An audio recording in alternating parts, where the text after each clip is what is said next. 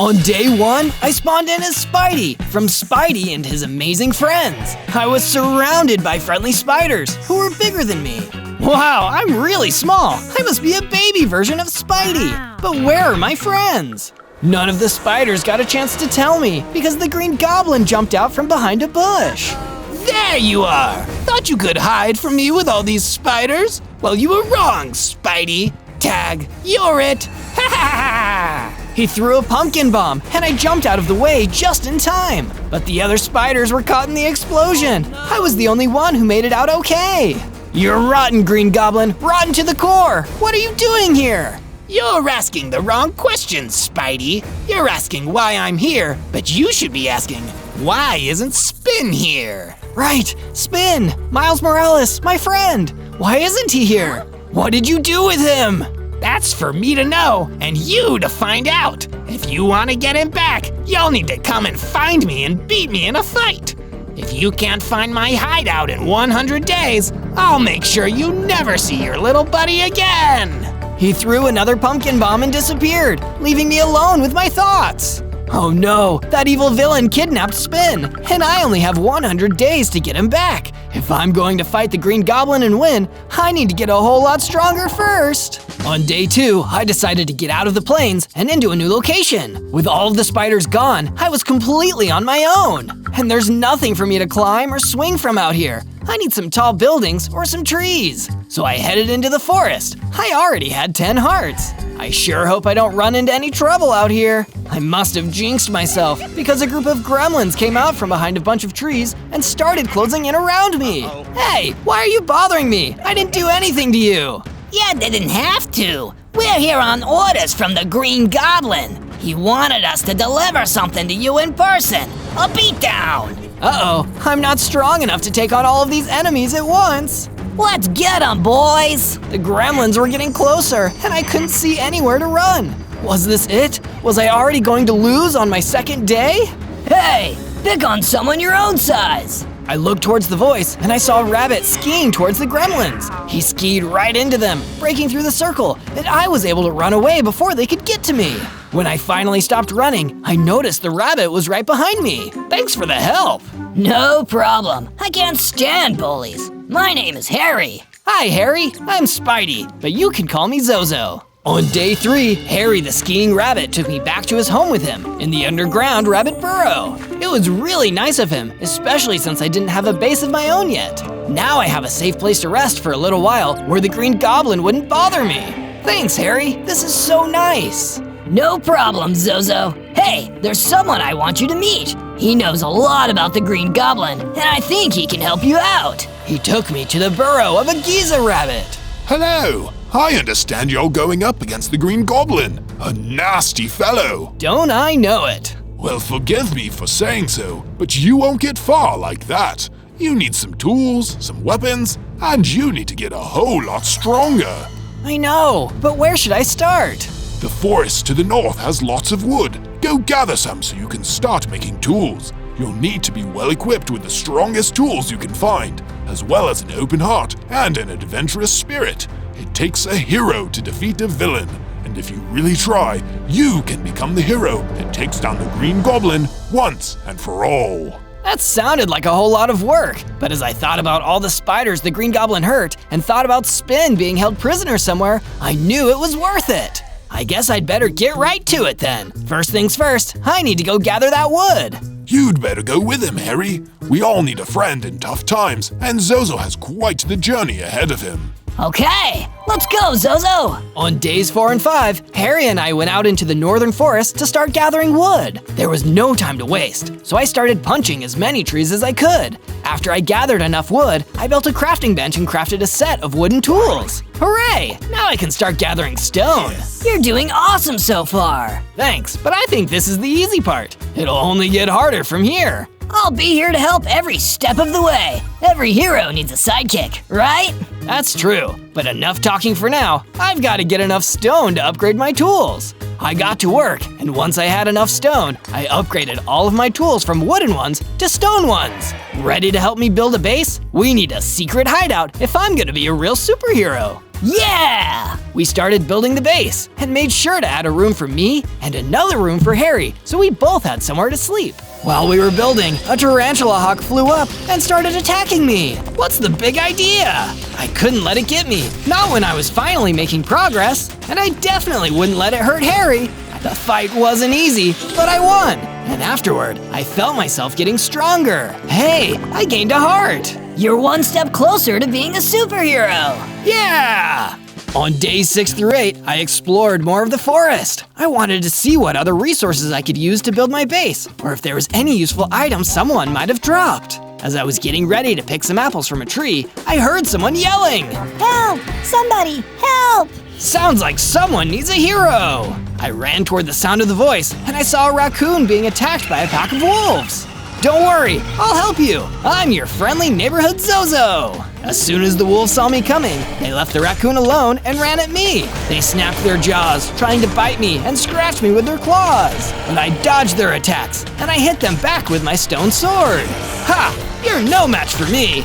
I'm getting pretty good at this fighting to defend the innocent thing. After a while, I tired them out, and the wolves ran off and left me and the raccoon alone. Thank you so much. You saved my life. No problem. I'm Zozo. My name is May. I'm sorry to bother you, but you're such a strong fighter. Would you help me with something else? Helping is what I do. I'm so glad. And please, come with me to the swamp. There's a nasty bad guy there I need help with. Lead the way. On days 9 and 10, May led me to the swamp to help deal with her problem. So, what's the deal with this swamp? I was staying here when this big, mean ogre came in and started stomping around and telling me to get out. He broke my house apart and told me that this was his swamp now and I needed to get out. But all of my things are still here and I don't want to just abandon them. Oh geez, that does sound like a lot of trouble. I'll do whatever I can to help. Thank you so much. I'm so glad I found you. What are you doing in my swamp? The ogre jumped out, roaring and running right at us. He was much bigger than me, but I couldn't back down. I drew my sword and got ready to fight him. This isn't your swamp. You can't just kick people out. I can do whatever I want. I'm the biggest, baddest ogre in the swamp, which means it all belongs to me. You can't take things from people just because you're bigger and stronger. Who's gonna stop me? Me! I ran at him with my sword, but he grabbed me and lifted me into the air. Then he threw me. I landed hard and got the wind knocked out of me. Uh-oh, he might be too strong. He was getting ready to grab me again, and I swiped at him with my sword. He knocked the sword out of my hand, and it went flying. I had to run and grab it, and I knew if I tried to fight this ogre right now, I would lose. Let's get out of here, May. We'll go back to my base, and when I'm strong enough, I'll come back. I promise. Okay, thank you for trying. I didn't want to run away, but I can't save the day if I let myself get beaten by an ogre. So even though it wasn't fun to leave the fight, it was better that May and I were safe. On days 11 and 12, I brought May back to my base. I built her a room of her own with a chest and a crafting bench. Thank you so much, both of you. Of course. Stay as long as you like. We're happy to have you. I was meaning to ask, do you know anything about the Green Goblin? That monster?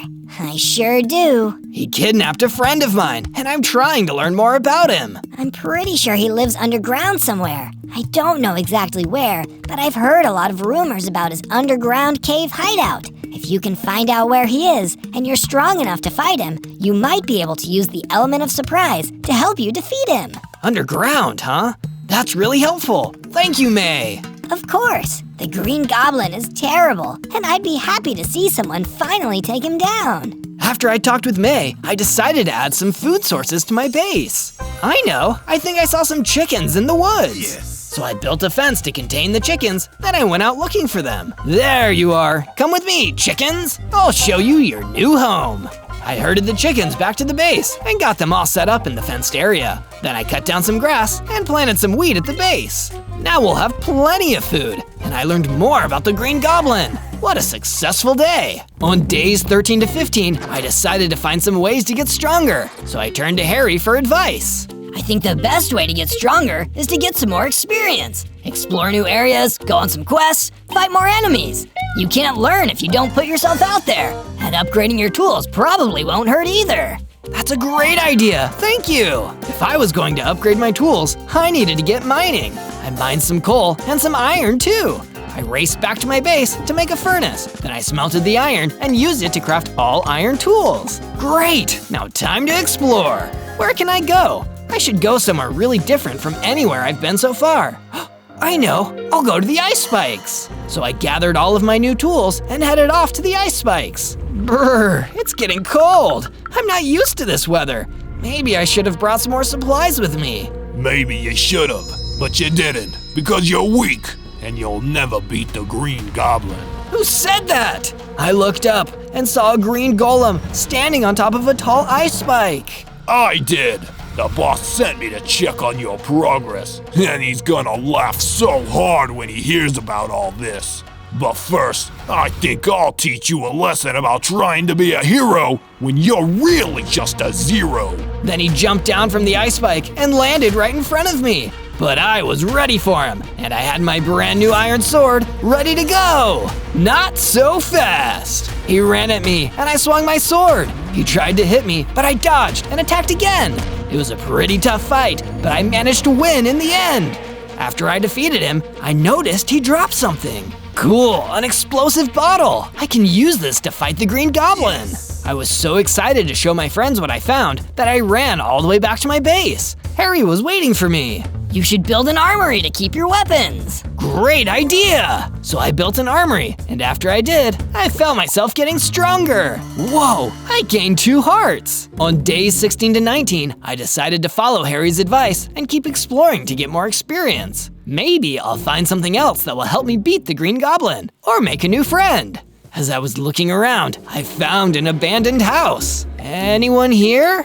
No one answered, so I let myself inside to have a look around. It was totally empty, except for a chest. I opened the chest and found an old book. I guess I'll read it. Superheroes should always take the time to read every now and again. As I read the book, I couldn't believe what I was seeing. Whoa, so the Green Goblin is really Norman Osborn, the scientist. That's why he's so good at making those pumpkin bombs. I can't believe it. But it's in a book, so it must be true. Maybe this information will help me later. I grabbed the book to take with me and left the house to head back to my base. As I did, I saw the gremlins from before. Not you guys again. You better believe it, Spidey. The gremlins rushed at me, and I fought them off with my sword. When they realized they were outmatched, they started to run away. This ain't the last you'll see of us, or the Green Goblin. Tell your boss I'm getting stronger every day, and I'm coming to get my friend. I couldn't believe it. I beat the gremlins on my own this time. I was really starting to feel like a superhero who could defeat the villain and save the day. I wasn't quite ready yet, but I had already come so far. On days 20 to 22, I looked for some more bad guys to fight in the forest around my base. I wanted to get stronger and keep my friends safe at the same time. A mutant spider pig attacked May while she was looking for food, and I rushed in to save the day. Get away from her! I swung my sword and defeated the mutant spider pig easily. I was so much stronger than I was on my first day. I think I'm finally ready to take on the ogre and get your stuff back. Are you sure? He's so scary. I am. I just need to make some armor first. I gathered some more iron and crafted myself some shiny new iron armor. With this on, he won't be able to hurt me. I made my journey back to the swamp where the mean old ogre was waiting for me. Back for more, are ya? I'll be happy to beat you again if you didn't learn your lesson the first time. He grabbed me just like he did before, but when he threw me, my armor protected me from getting hurt. Nice try, but I'm ready for you this time. He was so surprised that he didn't have time to dodge my attack. I got him with my sword, then I hit him again. This time, he was the one who got knocked over. Oh, fine, take what you came for. Just leave before the Green Goblin finds out you're here. He's scared of how strong you're getting, and he's not afraid to cheat and have someone else take you out before you find his hideout. Whoa, so he's actually getting nervous. Don't get too confident. You're still nowhere near tough enough to beat him. Just go. So I grabbed a chest full of May's things, and I headed back to my base. On days 23 to 26, I returned to my base and went to find May. Here you go. I got this back for you. Oh, thank you so much. It has everything I own inside. I was so scared that I lost it all after that ogre destroyed my house. Can I stay here for a little while, though, before I find a new place to live? Stay as long as you like. Have you ever thought about building a guard tower to keep the base safe in case the Green Goblin sends any goons this way? That's a great idea. I got to work building a guard tower, and when I was finished, I felt much safer. But I needed some ranged weapons to go with the guard tower, so I gathered flint, feathers, and string, and crafted a bow and arrows. Then May came over to talk to me, and she was holding something. I found this in my chest of items, and I wanted to give it to you. My way of saying thanks for all of your help. What is it? A newspaper. It's enchanted. I think it might be useful for you. Whoa, thank you so much! With my enchanted newspaper, my new guard tower, and my bow and arrow, I was feeling more prepared than ever. On days 27 to 31, I decided to get back to exploring and looking for new ways to get stronger. I hiked out to the Badlands to see what I could find. While I was exploring, I saw some tarantulas stuck in a hole. I'll get you guys out of there, just hold on. I helped them all climb out, and then I sent them back to my base so they would have a safe place to stay for a while. Spiders have to stick together. After I helped the tarantulas, I looked around the Badlands some more. There weren't any enemies to fight, but there was a lot of terracotta. This looks cool. I'll gather some for my base. I got as much terracotta as I could take with me and went back to my base to decorate with it. I worked hard on creating a beautiful terracotta floor in my room, and when it was finished, I kicked back and ate a snack. But I couldn't rest for very long. Zozo, I need your help. I sprung into action. What's wrong? There's trouble in the rabbit burrow. We have to go help them. Let's go. On days 32 to 35, Harry and I went back to the underground rabbit burrow to check things out and help save the rabbits there. When we got there, we saw a bunch of the Green Goblin's gremlins attacking and throwing pumpkin bombs. They were destroying everything. Not so fast. Don't worry, rabbits. Your friendly neighborhood Spidey Zozo is here to help. What are you gonna do about it? I drew my sword. Remember this? They looked pretty nervous, and I started slashing left and right, taking down as many gremlins as I could. I thought I'd beaten all of them, but there was one more hiding behind a nearby wall. Before I could get to him, he pulled out another pumpkin bomb and threw it right at the geezer rabbit who helped me before. No! But it was too late. The gremlin blew him up. You'll pay for this! I took down the last gremlin fast, but I didn't feel any better. I was so upset about the geezer rabbit. It's not your fault. It's the Green Goblin. He did this. You're right, Harry, and we're gonna make sure he never hurts anyone else again.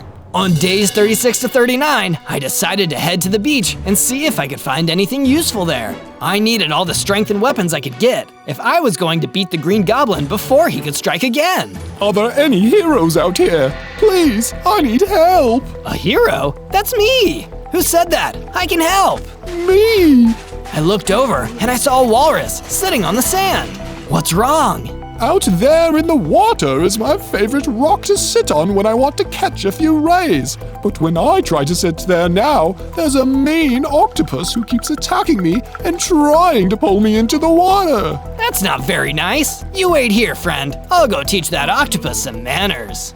Be careful, he's very smart. It's okay. I'm pretty smart too. I swam out to the walrus's favorite rock and waited for the octopus to try and mess with me. Wow, what a nice rock. I sure hope no one tries to pull me into the water. But I did hope someone would try, and I was ready. I didn't think I could fight in the water while trying to swim at the same time, so I would have to be able to fight from a distance. Good thing I crafted a ranged weapon. I grabbed my bow and arrow and waited. Sure enough, that pesky octopus showed up and tried to grab me. Before he could, I fired my arrow at him, a direct hit. He tried to grab me again, so I fired a few more arrows for good measure until I was sure I had won. Then I swam back to the shore to give the walrus the good news. Thank you so much. Are you the hero that's trying to take on the Green Goblin? I sure am. Well, here's some advice. I heard he's strong, but not very fast. That's why he throws those pumpkin bombs. If you can avoid his bombs, it'll be easier to get him. Thanks so much. I'll remember that. On days 40 to 43, I returned home to my base. It was looking a little bit dull, so I decided to spruce up the place with some torches for extra light and to keep any zombies away. As I was finishing up, Harry came to see me. Say, this looks great! Thanks. Do you think we could make room for some more guests to stay here? I met some squirrels in the woods who said the Green Goblin blew up the tree they were living in. I thought maybe we could help them out. Sure, the more the merrier. Hey, let's build them a treehouse, then they'll feel right at home. Harry and I got to work, and before long, we built a great treehouse for the squirrels to live in. Then Harry went to get the squirrels and show them their new home. It felt good to help more people in need. It was a nice reminder that being a hero isn't just about beating bad guys, it's about helping those who need it. The tarantulas came to see me after I finished the treehouse, and then they told me that they heard a rumor about some baby spiders that were being held prisoner in a nearby cave. Well, I couldn't let that happen. I promised them I would go over there and rescue those baby spiders. On days 44 to 49, I traveled to the cave the tarantulas told me about to save those poor kidnapped baby spiders. When I got there, I couldn't see any baby spiders anywhere. I looked all over the place, but there weren't any spiders in that cave. Huh, that's weird. You fell for my trap, Spidey. Ha ha ha ha ha! The Green Goblin jumped out from behind a rock. There aren't any baby spiders here. It was a lie. But I knew that would get you to come here. Poor little hero with no one to save. Too bad, so sad. You're scum, Green Goblin. Oh, you wound me. You're running out of time, Spidey. Too bad you won't be able to save your buddy Spin before I blow him up. And when I'm done, I'll go to your base in the forest and blow that up too. That's right, I know where you've been hiding. Why are you doing this? Because I can. Wish I could stay and chat, but I've gotta run. I'll leave you with some company though. Oh, minion! A huge earth elemental came into the cave. Bye, Spidey. The Green Goblin ran away and disappeared, leaving me alone with the earth elemental. He looked pretty tough. Uh-oh. I had no choice. If I wanted to get out of there and get back to my base, I was gonna have to fight him. On days 50 to 53, I did my best to fight the Earth Elemental. He was a lot bigger than me, but I wasn't about to back down or let myself get scared. I stared him down and got ready. The Earth Elemental ran at me and knocked me back into the cave wall. But luckily, I had my armor on and it didn't take too much damage. I jumped back onto my feet and ran at the Earth Elemental with my sword. I got a few good hits in before he knocked me back again. Next, I climbed up onto a rock and shot an arrow at him. It hit, and while he was recovering, I jumped back down and rushed up to deliver a finishing blow. He went down, and I was the winner! Woohoo! I did it! I really am turning into a superhero. Wait, what's this? There was a book on the ground. I picked it up and started to read.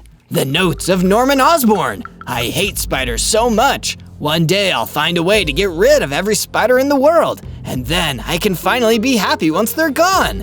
I'm so glad I found this underground cavern to build my laboratory and basin. It's the perfect place to do my work. So the Green Goblin hates spiders. That's why he's after me and why he took Spin. That's despicable. So his lair is in an underground cavern. There's a drawing of a map here showing where it is. I'm one step closer to defeating him once and for all. On days 54 to 57, I returned to the forest and started making my way back to the base. I've got to tell my friends what I've learned. But as I was walking, I heard someone crying for help. I followed the sound, and there was some baby spiders in a cage. Oh no, there really are some baby spiders in trouble. Hold on, little guys, I'll save you. I ran to let them out of the cage, but I couldn't find a key. Then a phantom swooped down on me. I was ready though, and I slashed at it with my sword until it went down. I saw that the phantom dropped the key, and also a blast protection enchantment. Awesome! This'll help keep me safe from the pumpkin bombs. I took the key and let the baby spiders out of the cage. Be free! Then I went back to my base to let the tarantulas know that I managed to help out the baby spiders. Then I told them all about what I found out about the Green Goblin and his lair. I showed them the map, and they recognized where the caverns were. They promised to help me find the caverns when I was ready to finally have my showdown against the villain. On days 58 to 62, I decided to plant some more crops so that we could have more food at the base. I went into the forest and gathered melons, then planted a bunch of melon seeds next to my wheat. Next, I decided it was finally time to upgrade my gear again. I went back down into the mine where I found my iron and started looking for some diamonds. It took a while and a lot of hard work, but finally I found some.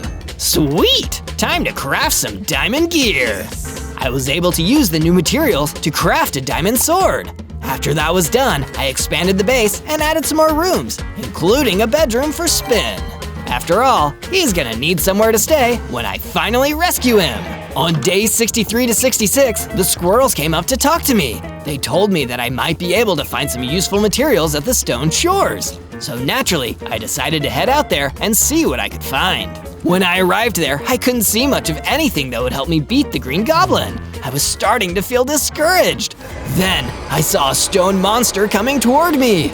Oh no, I guess I have to fight this guy now. But to my surprise, he didn't want to fight. He just wanted my help getting rid of a mean mutant creeper that took over the cove and killed his uncle, Ben. I'm so sorry that happened. Of course I'll help. I asked him to show me where he last saw the mutant creeper, and he pointed me in the right direction. A hero's work is never done. I guess with great power comes great responsibility, but I'm ready for it anyway. On day 67 to 70, I traveled to the part of the cove that the mutant creeper had taken over. I could get more fighting experience and help someone at the same time. Just another day of being a superhero. Come on out, you mean mutant creeper. I'm here to dispense some justice. As soon as it heard me, the mutant creeper came out of hiding and rushed at me to attack. It came at me and started hitting me, but I countered with my sword and my armor protected me from the damage. I knew I had to defeat it before it had a chance to charge up or explode, so I had to work fast, faster than I ever had before in a fight. It was hard, but I managed to take down the mutant creeper before it could blow up. Whew, that was a close one. Then I went back to the stone monster. That mutant creeper won't be bothering you ever again. All in a day's work for an up-and-coming superhero. On day 71 to 74, I traveled to the desert to gather some sandstone. As I was walking, I noticed an unusual rock formation. It spelled out, if you're enjoying this adventure, find more Zozo videos by searching for Zozo. And don't forget to like and subscribe. Wow, nature really is amazing. Now back to what I was doing. Having a nice little desert stroll, eh, Spidey? The Green Goblin suddenly appeared. I wasn't expecting to fight you so soon, but I guess there's no time like the present. Watching you lose will be a gift. I drew my sword and got ready to fight. The Green Goblin tossed a pumpkin bomb at me, and I had to dodge, but I got caught in the blast. Ouch! I lost a few hearts. I hate to admit it, but I'm still not strong enough. I need to get out of here. So that I would live to fight another day, I ran away as fast as I could before he could attack again. That was a close one. On day 75 to 78, I ran back to my base with some of the stone I managed to gather before the Green Goblin attacked me. I built a stone wall around the whole base. Awesome, this is looking great. At least something good came out of my trip to the desert. When I finished building the wall, Harry the Rabbit came up to me. Zozo, I found something, and I wanted to give it to you as a present. Thanks for everything you've done for me. You're a great friend and a real hero. Here you go, it's a cobweb. Whoa, thanks! I took the cobweb and it reminded me of my Spidey strength and everything I had accomplished so far. I felt myself growing bigger and I gained 3 more hearts. On days 79 to 84, I decided to try out my new strength and bigger size by fighting some bad guys. If I wanted to push myself, a good way to do that would be to fight in the cold. So I went out to the snowy tundra to look for some mobs I could fight to keep everyone a little bit safer. I didn't have to look for very long before I found some gremlins bullying a snowy goat. Hey, stop that! Who's gonna stop us? Me! Oh yeah, we're so scared. They didn't know how much stronger I was, so they weren't ready for how much better I was at fighting. It didn't take long before I beat them. I asked the snowy goat if he wanted to come back to my base and stay there for a while. No thanks, I'm good. Could you walk me home though? It's just near here. Sure. So I walked with the snowy goat until we reached his house. You seem like a nice kid. Here, take this. Maybe it'll be of some use to you. Then he gave me a vine lasso. This is great, thanks. Now I can attack the Green Goblin from a distance. Saving people is its own reward, but it's also pretty nice to get a gift every now and then. On days 85 to 89, I went back to my base. When I got there, I saw there were gremlins attacking. Let's burn this place down before Spidey gets back. Too late! I'm already here! Uh-oh. The gremlins ran away, but I chased after them. Hey, I've gotten faster! Before too long, I had almost caught up to them, but I was stopped by the Ragnarok. Please help. Those nasty gremlins stole my falconry hood. I need it for my favorite eagle. Don't worry, I'll get it back for you. Using my newly increased speed, I chased after the gremlins and caught up to them. Once I did, I beat them quickly and grabbed the falconry hood to take back to the Ragnarok. Here you go. Thank you so much. It's what I do. On days 90 to 94, I followed the gremlin footprints into the deep forest. This must be where they were hiding out before they attacked my base. Oh look, it's Spidey. Come to lose another fight. There was a gremlin chef waiting for me. Do I know you? Oh, but you should. I'm the Green Goblin's top henchman. The guy who handles all of his biggest problems. And you're a pretty big problem. A bug that needs to be squashed. He looked pretty tough, but I wasn't about to back down from this fight. I had to prove that I could take on the Green Goblin, so I needed to beat his right-hand man first. Let's do this! On days 95 to 97, I fought as hard as I could against the Gremlin Chef. At first, it was not going very well. He was dodging all of my attacks, one after another. Man, this guy's tough. Might as well give up now, Spidey. You'll never beat me, and you'll never beat the Green Goblin. But I thought about Spin and everyone else who the Green Goblin was putting in danger, and I knew I couldn't give up. I grabbed the vine lasso and threw it at the Gremlin Chef. It caught him. I was able to get him still enough to land a hit, and then the fight started to turn around. Finally, I knocked him down for good. As I was getting ready to leave, I noticed that he dropped something on the ground. Cave centipede leggings. I decided to put them on and see what they would do. I went back to my base and realized I could now climb up walls. This is perfect. I'll be able to use this to avoid the Green Goblin's pumpkin bombs and be faster than him. This is just what I needed. On day 98, I was back at my base and practicing climbing walls with my new cave centipede leggings. When I stopped to take a break, Harry came up to talk to me. I just wanted to say, you've turned into an amazing hero, Zozo. I'm so glad I met you. If anyone can beat the Green Goblin, it's you. Thank you. Next, May came up to see me. She brought me some diamond armor. I spent the last few days making this for you. I hope you can use it when you take on the Green Goblin. This is amazing! Thank you so much! Then the squirrels and the tarantulas thanked me for everything I had done for them. The tarantulas said that even though I wasn't a real spider, they considered me one of their own anyway. It really meant a lot to me. I was feeling braver and stronger than ever, with all of my friends by my side. On day 99, I asked the tarantulas to give me directions to the Green Goblin's underground lair. They told me where to go, and I headed out. It was now or never. As I was making my way toward the caverns, a cockroach scuttled past me. You can do it! Thanks, cockroach. I wasn't sure how she knew what I was doing, but I appreciated the encouragement anyway. Finally, I reached the Green Goblin's cavern lair, but the outside was crawling with green golems standing guard. Oh no, how am I gonna get inside? I'll help you. It was the walrus I saved from the octopus. I'll take care of these guys. You get inside and get to the Green Goblin. On day 100, it was finally time for me to face off against the biggest, baddest villain around, the Green Goblin. I was pretty scared, but I also knew how far I'd come and how many people believed in me. So, you made it. Such a shame you came all this way just to die. He threw a pumpkin bomb at me, but I dodged it and climbed up a nearby wall. I learned some new tricks, Goblin. They won't be enough to beat me. We'll see about that. From my place on the wall, I shot an arrow at him. He dodged it, but I jumped down and swung at him with my sword, and it hit him. Then I ran back up the wall and got ready to attack from a distance again. I wouldn't shoot any more arrows at me if I were you. Look what I have. And he had Spin there with him, tied up. I had to get Spin out of the way so he wouldn't get hurt when I attacked the Green Goblin. I thought quickly and used my vine lasso to pull Spin toward me and out of the way, just as the Green Goblin threw another pumpkin bomb. Then I remembered, I had the explosive bottle. I could beat the Green Goblin at his own game. Let's get out of here, Spin.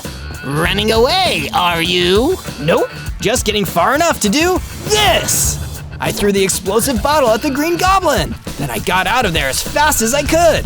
Boom! The cavern exploded, and I knew the Green Goblin was gone once and for all. I finally had my friend back, and the land was saved. All thanks to your friendly neighborhood Zozo. On day 1, I spawned in as APHMAU, ready to begin my latest Minecraft adventure. And wow, look, I've got 5 hearts. It must be because APHMAU is so good at making friends. But wait, there was nobody else around me in the forest. That didn't seem right. APHMAU always has her friends, especially her best friend, Ian. I started looking around to see if I could find him. Ian, can you hear me? Ian! I don't like hanging out in this creepy forest alone.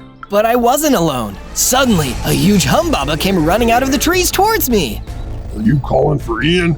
Oh, that annoying little brat has given me enough trouble already. If you're a friend of his, I'm gonna need to kidnap you too. So that's what happened to Ian. He always knew how to make a bad first impression. I turned and ran away from the forest. There was no way I could fight that big humbaba unarmed. Get back here, you little twerp. There will be no escape once I reach my full power. That didn't sound good. I kept running until I couldn't see the humbaba anymore and stopped to catch my breath after the chase. So he kidnapped Ian. I need to get him back. I really don't like that thing the humbaba said about reaching his full power. But I didn't have time to think about it. Suddenly, Endermen were coming out of the trees all around me, grasping for me with their long, spooky arms. Uh-oh, gotta go. I ran off again until there were no Endermen to be seen. I hid underneath a big tree to get some sleep in secret. It's harder to make friends in this world than I thought. On day 2, I woke up with a sore back. Sleeping on the ground under a tree isn't that comfortable. I needed to make myself a base. But first, I needed to get myself some materials. I started breaking down a tree with my bare hands to get the material for a crafting table. Ow, my hands are gonna be sore after that one.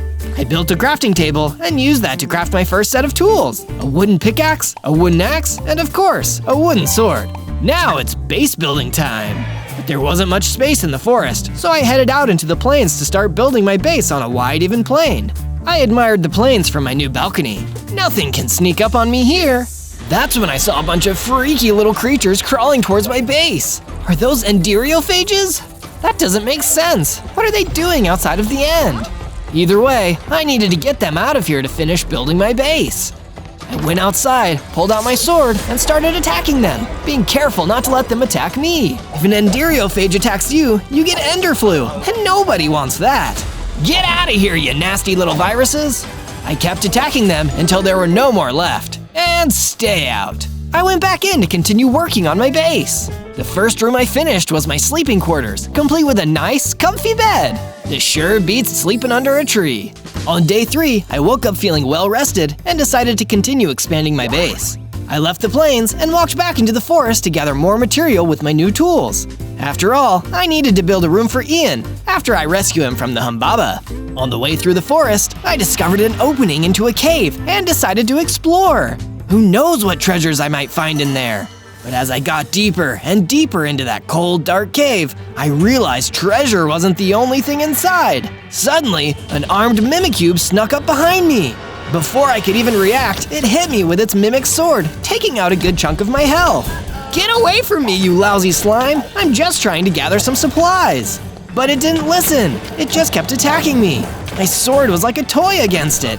Whatever adventurer it copied a shield from was too strong. For a minute there, I thought I was a goner.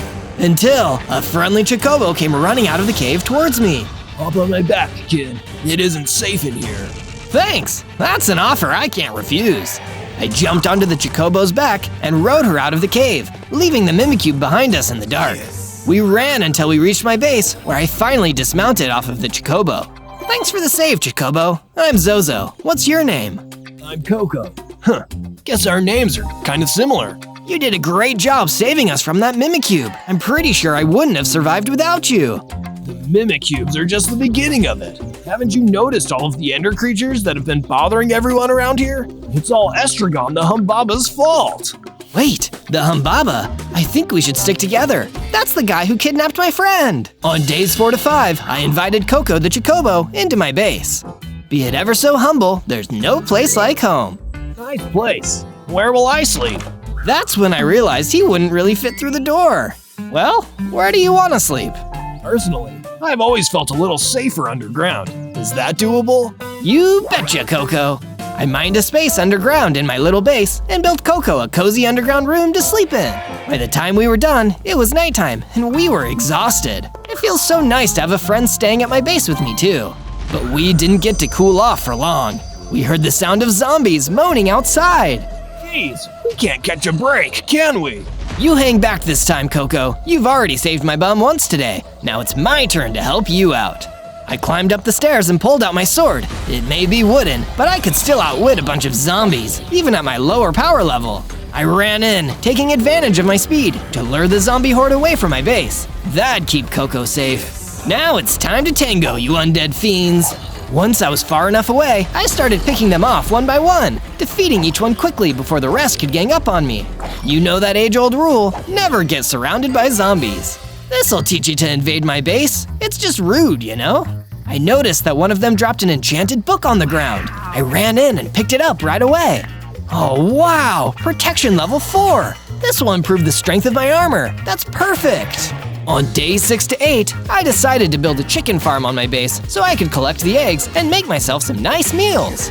Once the new section of the base was built, I went out into the jungle to find some wild chickens roaming free. Here, little chickens, I'll put up some fences and make you some nests. While I was there, I collected a few apples from the trees too. Munch, munch, munch. Back to full hearts. Nice. And just in time too, because I saw a Stragon the Humbubba coming towards me through the trees. He was carrying a bow with flaming arrows. We meet again, Zozo. You're a long way from your base. Estragon, I know your name now. What did you do with my friend Ian? Ian. I'm sick of hearing that name. Almost as sick as I am of keeping him as a hostage. But it'll all be worth it when it's time for the sacrifice. What? Sacrifice? What are you gonna do to my friend? I've told you too much already, Zozo. Now it's time for you to run. If you want to survive, that is. He started shooting fireballs at me, and all I could do was run away. There was no way I could face him with just a wooden sword. Run, Zozo, run! It doesn't matter. I'll catch you in the end, no matter what. He kept firing more fireballs as I kept running. There were so many I could barely dodge them all. I just kept ducking and weaving between the trees. They were my only protection. Why can't you just leave me alone? I can't have you getting in the way of my plans, Zozo. I won't risk it.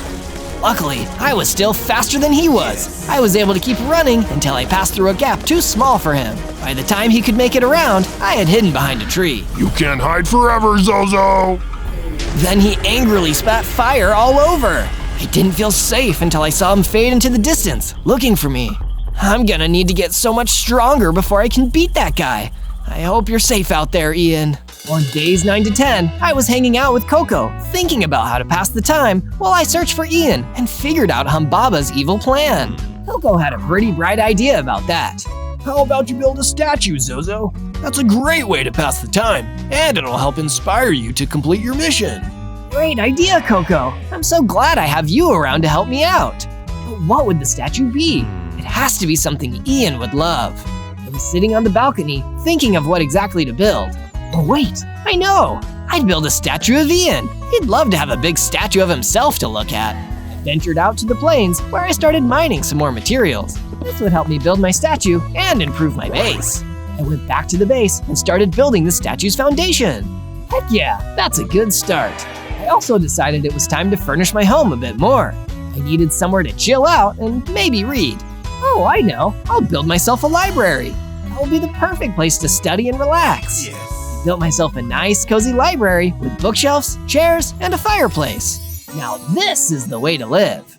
On days 11 to 12, I was exploring a cave, searching for more materials, when suddenly an ancient spirit villager appeared right in front of me. Oh no, a ghost! Be not afraid, Zozo. How do you know my name? I know many things. As an ancient spirit, it is my duty to guide heroes and warriors who are pure of heart to their destiny. I can sense that you have a mission, Zozo. I can give you the answers, but you must ask the right questions. Well, A humbaba named Estragon kidnapped my best friend Ian, and I think he's up to something bad. Can you tell me everything you know about him? Yes, Estragon the Humbaba. There is a great darkness in that creature's heart. He started out like any other Humbaba, living in the desert plains with his family. But like many evil men, Estragon wasn't satisfied with what he had, with the love of his friends and family. He always lusted for power, to gain control over others. His quest to become a more powerful being led him to the end, a realm even darker and further from the overworld than the Nether. He knew that the forces of the end would give him power he only dreamed of, but it exacted a terrible price in return, a sacrifice. He wanted the power of the end. He would need to forsake the overworld and help the Endermen and Enderophages take it over and make it their own. He gains power to perform this ritual through sacrifice. I would wager that this is his intention with your friend, Ian. What? That's even worse than I thought. I need to get stronger and defeat this guy before he can hurt anyone else. From days 13 to 15, I returned to the cave where I first met Coco the Chocobo. I wanted to get strong enough to defeat Estragon the Humbaba. I needed to at least be strong enough to defeat that MIKEY. As I got deeper into the cave, I saw it was waiting for me on top of a stalagmite. Clearly he had gotten some flair for the dramatic. As it hopped down towards me, I dodged and went for his back, trying to hit him where he couldn't block with his shield. He took a lot of hits from my wooden sword, but eventually I did manage to defeat it with a good swing to the back. The fight made a difference because I could feel myself leveling up. I went from 5 to 8 hearts, got twice as strong, and gained a new ability, Disguise. APHMAU is great at fitting in, so I could now convince some lower level mob groups that I'm one of them, just as long as I don't act too out of character. This will probably come in handy later. After that, I mined some stone and left the cave. All this will help me rescue Ian and stop Estragon someday. On days 16 to 19, I built myself a crafting room so I could make better gear. I used my crafting table and the stone I'd collected to make myself a new set of gear, a stone sword, a stone pickaxe, and a stone axe. We've just entered the Stone Age, baby. I realized I needed more materials for base building and crafting. That's why I started exploring an underground cavern near my base. The deeper I got into the cavern, the more I noticed how cold it had gotten, even cooler than you'd usually expect for an underground cavern. That's when I noticed an Iceman standing deeper into the cavern, waiting for any intruders to enter. He was walking towards me. I needed to think fast. Now is probably a good time to try out my new disguise ability. As the Iceman approached me, I switched into my Iceman disguise. Hey, who goes there? Hey, it's me, fellow Iceman. So nice to see another one of my cold bros down here. Oh, yeah, I guess it is nice to see another Iceman down here. It looks like my disguise worked. Well, what can I do you for, fellow Iceman? You mind if I mine some materials? I need to upgrade my equipment. Sure thing, bud. Be my guest. My new disguise ability was already coming in handy. With the Iceman's approval, I mined some extra stone and made my way back to my base.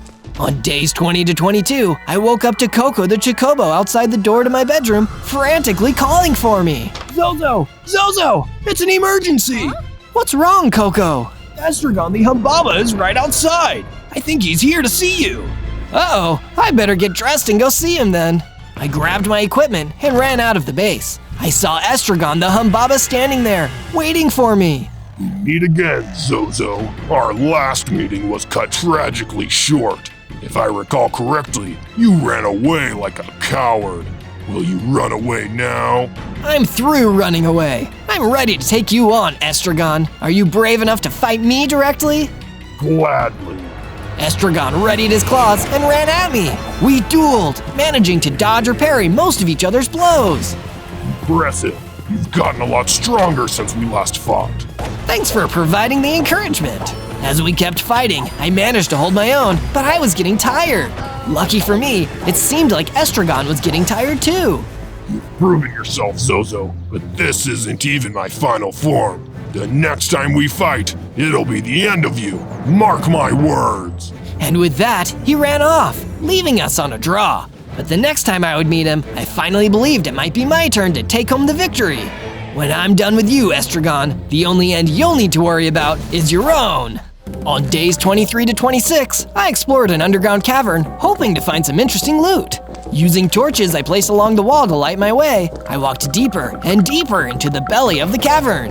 Along the way, I saw a family of spiders skittering along the stone. I really didn't feel like fighting these guys, so I hid in the shadows and watched them pass. Ugh, spiders always give me the creeps. Once the spiders were gone, I kept creeping into the cavern. I could just feel I was getting closer to something worthwhile. Hey, what's that? That's when I discovered an old chest hidden among the rocks. I opened it and found a potion of healing inside. This will help me regain 2 hearts. I better keep this for when I really need it. And if you want more Zozo videos when you really need them, search ZOZO in your search bar and you'll be able to find all my Minecraft adventures. On days 27 to 31, Coco brought me some materials to get started on the statue, and I quickly got to work on it, knowing that it would help to motivate me to take on Estragon and rescue Ian. This is looking rad, but I can't help but feel like it's missing something. I realized pretty quickly that the statue needed some more colors to really bring it to the next level. I made my way over to a nearby desert where I found some abandoned sheep in a pen. Their wool is exactly what we need for the statue. As soon as I tried to get closer, however, a gang of husks appeared from behind the sands. It was too late to use my disguise skill. They'd already seen me, and now I was in trouble. I'm guessing you guys don't want to just talk this one out? Spoiler alert, they didn't. I pulled out my stone sword and started fighting off the gang of angry husks. There were plenty of them, but I was a lot stronger than I used to be. I bet you wished you'd just talked it out with me now, huh? Some husks with bows were hiding on top of a sand dune, firing arrows at me. But they weren't as good a shot as Estragon, so I was able to dodge their arrows and run at them. Come on, guys, you can do better than that. I swung my sword again and again and again, never letting up. By the time I was done, those ancient bad guys were done, and I was free to explore the pen. I found a big stash of wool in a nearby chest. Since I had what I needed, I set the sheep free. Enjoy your freedom. With that done, I made my way back to my base to continue work on the statue. On days 32 to 35, I decided I needed a change of scenery, so I left my base and ventured down to the swamp to see if there were any interesting materials to collect.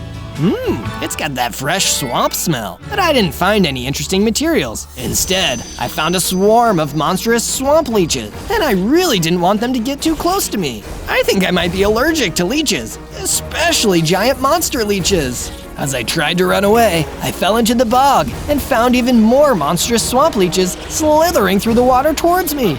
I needed to get out of here. I climbed out of the water and started running as fast as I could as the leeches started slithering up onto the ground behind me. Those monsters must be really hungry. But I don't want to be on the menu, you nasty leeches. I pulled out my sword and I was able to fight a few of them off. But every time I took out a few of them, more crawled out of the water.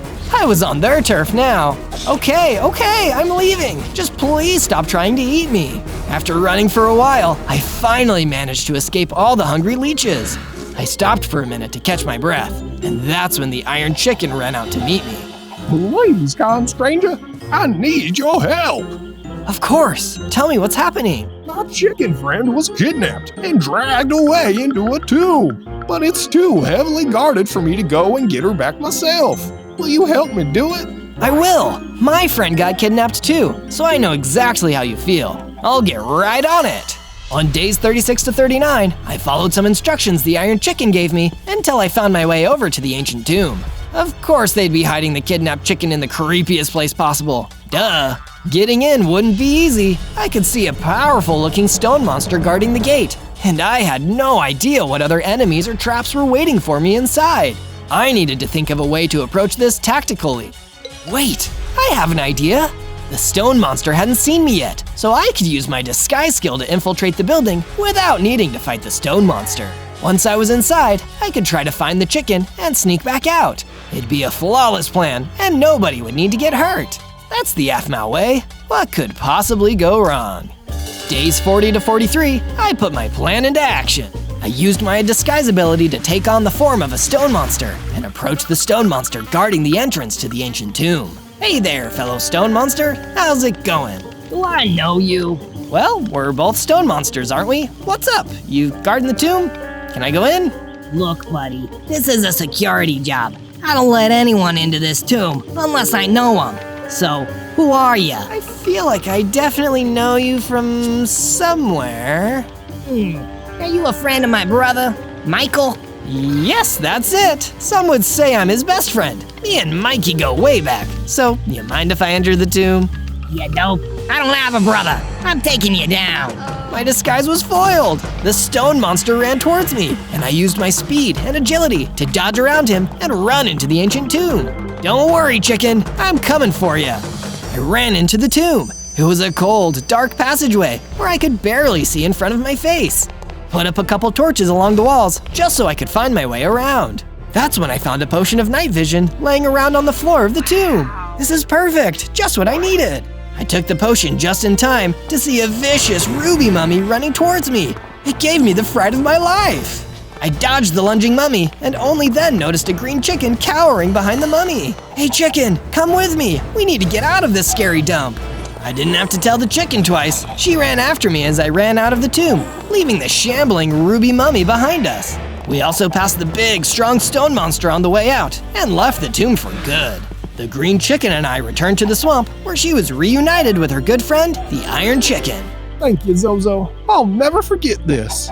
No problem, Iron Chicken. I just hope I don't need to go into any more creepy tombs anytime soon. On days 44 to 49, after reuniting with the chickens, I decided I needed a little reminder of the friend I was doing all of this to save. I haven't forgotten about you, Ian. That's why I continued working on the statue with some of the materials I'd been gathering. It was getting a little taller every day. I loved seeing my work get better and better like this. Okay, the statue is coming along nicely, but now I need to beef up my home defenses a little. I mined some stone out of the ground nearby and started building a wall around the base to keep it secure from any potential attackers. I'd like to see Estragon break in now. Oh wait, I should probably build a door. I built a double door into the front of the perimeter gate and mounted torches all around the sides to ward off mobs. After that, I got to work making Ian a room of his own. He needed a good place to stay after I got him back from Estragon. While I was at it, I decided to add a kitchen as well. Can't live off of apples forever. Now my base was really coming along. On days 50 to 53, my new security system was put to the test when Estragon the Humbaba attacked the base again. And this time, he brought friends. There was an army of enderophages, headed by one of Estragon's generals, the mutant Enderman, who was larger and stronger than your average Enderman. You just don't know when to quit, do you, Estragon? Why would I quit, Zozo? I hold all the cards. You've been getting too big for your boots. This is gonna teach you a valuable lesson about your place in things. Minions, attack! On Estragon's order, the army attacked. I thought my new perimeter wall would keep me, Coco, and our base safe, but that's when the mutant Enderman came in. He teleported past the wall and opened the door from the inside. That's when the enderophages came storming into the base. Uh-oh, this isn't good. I pulled out my stone sword and tried my best to fight off the enderophages. But as they attacked me, I caught the ender flu and felt myself getting temporarily weaker. It wasn't even strong enough to stop them from getting to Coco the Chocobo. Zozo, help! They've got me! Coco, no! But it was already too late. Estragon teleported away with Coco. All that was left of the base was me, the enderophages, and the mutant Enderman. That's it! All of you bad guys are going down! One by one, with my stone sword, I took down all the remaining enderophages, and the mutant Enderman teleported away in fear. The battle gave me enough XP that I gained 2 more hearts and double speed. I quickly ran back inside and opened my fridge and grabbed some milk. Thankfully, drinking it removed the ender flu from me. Now it's time to get serious. I'm not letting Estragon keep Coco and Ian. I'm getting them both back. On days 54 to 57, I decided I needed to improve my base defense system before I took the fight to Estragon and his goons. I reinforced my perimeter wall by making it thicker and adding more layers, and I added lanterns around the outside to ward off any enemy mobs. Good luck teleporting through that, mutant Enderman! The next defense I needed was knowledge. That's why I returned to the underground cavern where the wise ancient spirit villager was waiting for me. Ancient spirit villager, I need your help. Estragon keeps attacking me and taking my friends, but I don't know where to even start looking for him to get my friends back. Where should I look? Well, I think I may have an answer for you, Zozo. Across the forest, in the Badlands, there is an ancient temple, which I believe is owned by Estragon the Humbaba. Perhaps, if you find this place, you can discover Estragon's end portal. If you find that, you may be able to rescue your friends and stop his terrible plans. That sounds like a plan, but first, I'm gonna need to improve my weapons and equipment. If I want to take on Estragon, I need to become more powerful than ever. That's when I set off for a nearby mine. On days 58 to 62, I entered the mine and started mining iron ore with my stone pickaxe. This will be perfect for upgrading my gear. But while I was mining, I suddenly felt a presence behind me. I turned and saw the mutant Enderman lurking in the dark. You again? I've had enough of you. The mutant Enderman teleported toward me, but I wouldn't let him get the advantage here. I pulled out my stone sword and finally put an end to the crafty teleporting villain. He had one final trick up his sleeve though. Before I could back off, I got sucked into the ender energies that exploded out of him. By the end of it though, I was in a lot better shape than he was. You picked the wrong side, mutant Enderman. I gathered up the rest of the iron and returned to my base. There, I used my crafting table to create an iron sword, an iron pickaxe, an iron axe, and a full set of iron armor. Looks like I'm getting stronger and stronger every day. Yeah! On days 63 to 66, I continued working on the statue. It was coming along well, but it still had a long way to go. And it was a heck of a lot harder to build without any of my friends here to help me. But I had to keep going, because that's what heroes do. That, and go on adventures, of course. If you want to make sure you never miss an exciting Zozo adventure, hit subscribe and click the bell to get notifications. We promise we've got some even cooler adventures on the way. And you can even suggest your ideas for adventures down in the comments. I love hearing what you have to say. But now, it's time to continue my quest. Let's do this! On days 67 to 70, I followed the ancient spirit villager's instructions to find Estragon's hidden dungeon. I trekked across the forest until I reached the Badlands. There, I finally found a cave entrance guarded by a few floating ghasts. With this kind of security, this has gotta be Estragon's secret dungeon. I bet Ian and Coco are trapped in here. Using my impressive speed, I ran in through the cave's entrance, avoiding the fireballs blasted at me by the patrolling ghasts. You can't catch me. I'm gonna get in there and save my friends. On days 71 to 74, I entered the dungeon. There were wither skeleton skulls on the floor, but suddenly, in a black puff of smoke, they reanimated into wither skeletons. Great! More enemies, just what I wanted. Pulled out my iron sword and started dueling the wither skeletons. They were stronger than I expected. Even iron wasn't that effective at stopping them. I jumped to a platform off the side of the bridge to make some distance between us. That sure is a long way down. The wither skeletons were hesitant to follow over the gap. Then I took a look around and noticed something sitting on the ground nearby. I couldn't believe what I was seeing. Whoa, a mace! That's one of the most powerful weapons out there.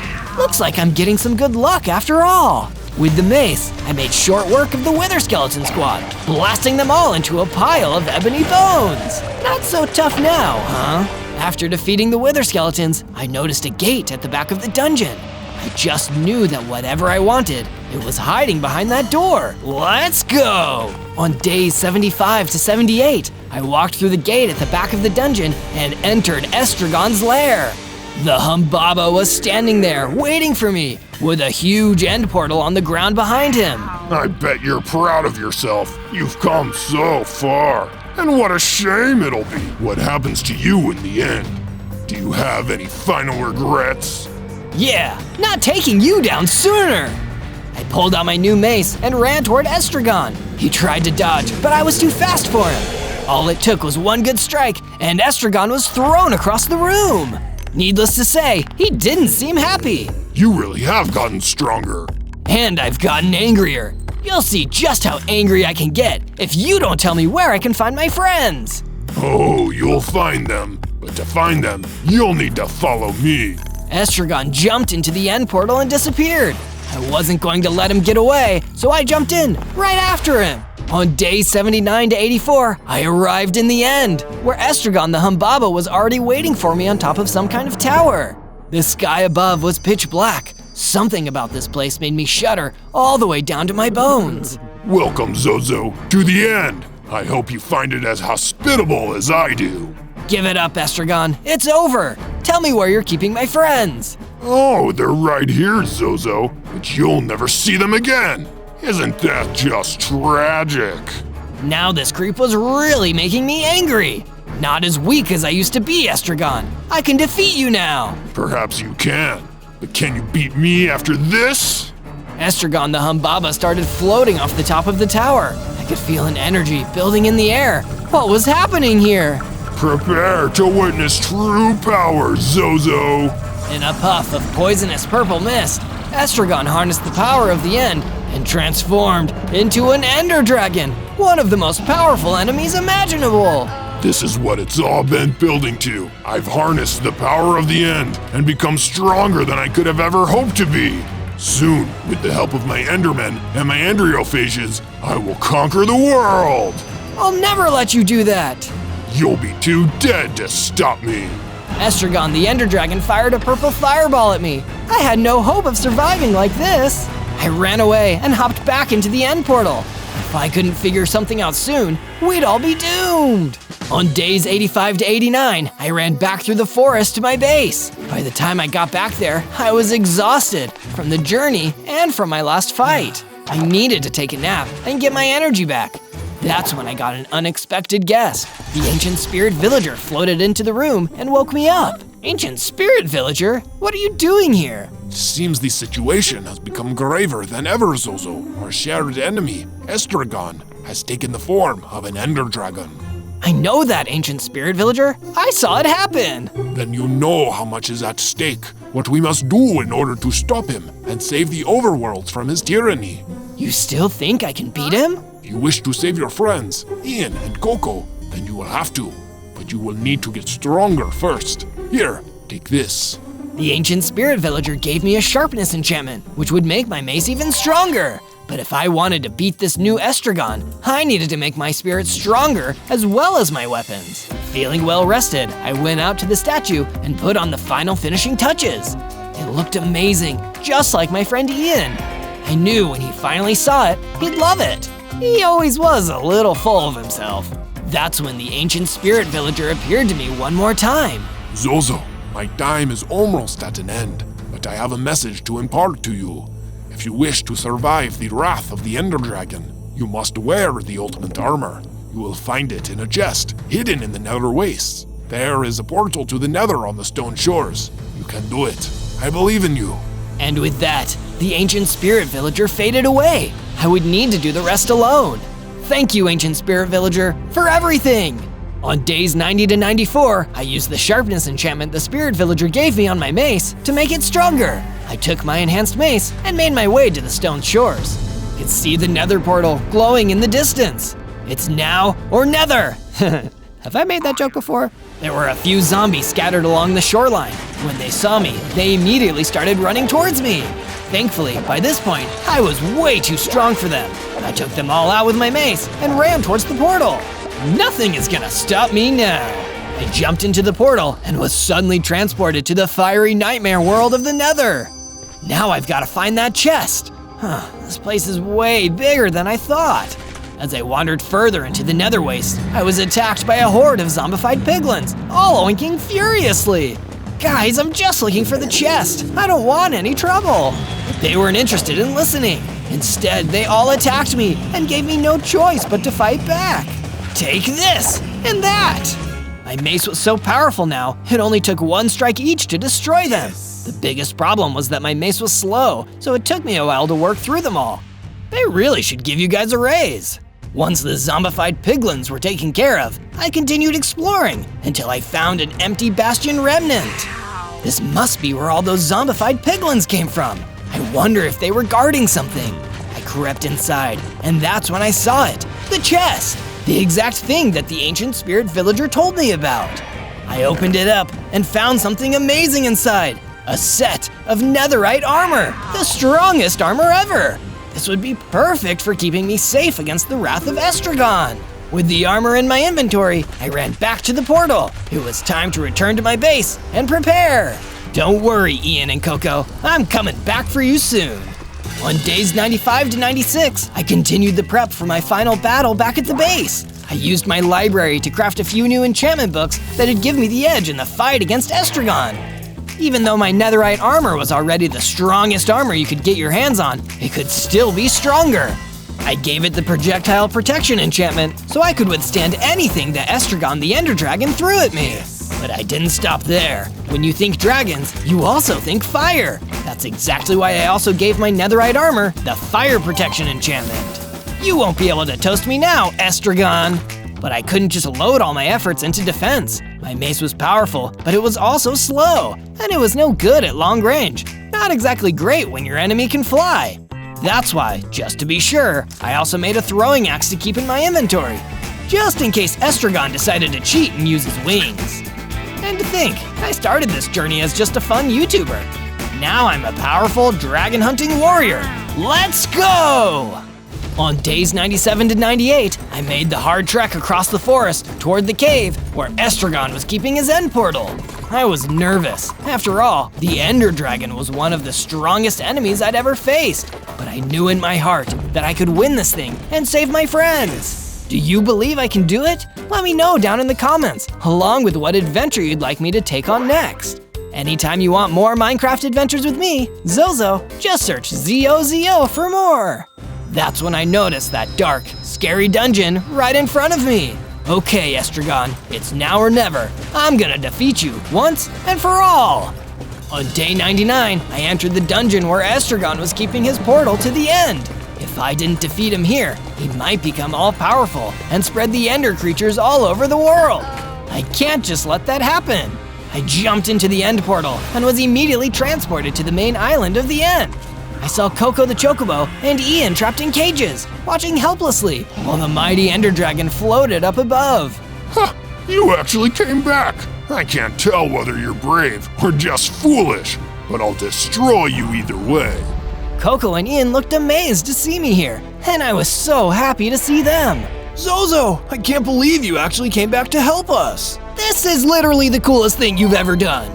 Don't worry, guys, I'm gonna save you. That just made Estragon laugh. I thought it might be nice for them to see you get destroyed.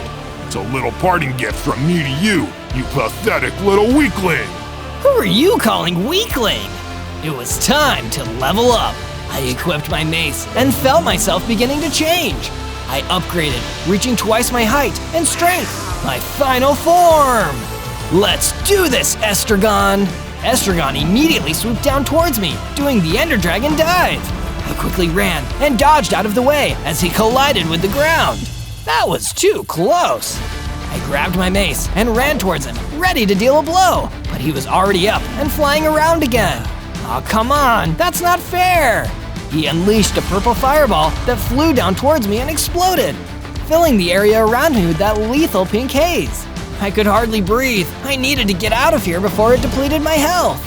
This is even worse than Ender Flu. The Ender Dragon had so many attacks, I could barely keep up. Just as I was recovering from the poison gas, the Ender Dragon flew towards me again, spewing a barrage of normal fireballs down onto me.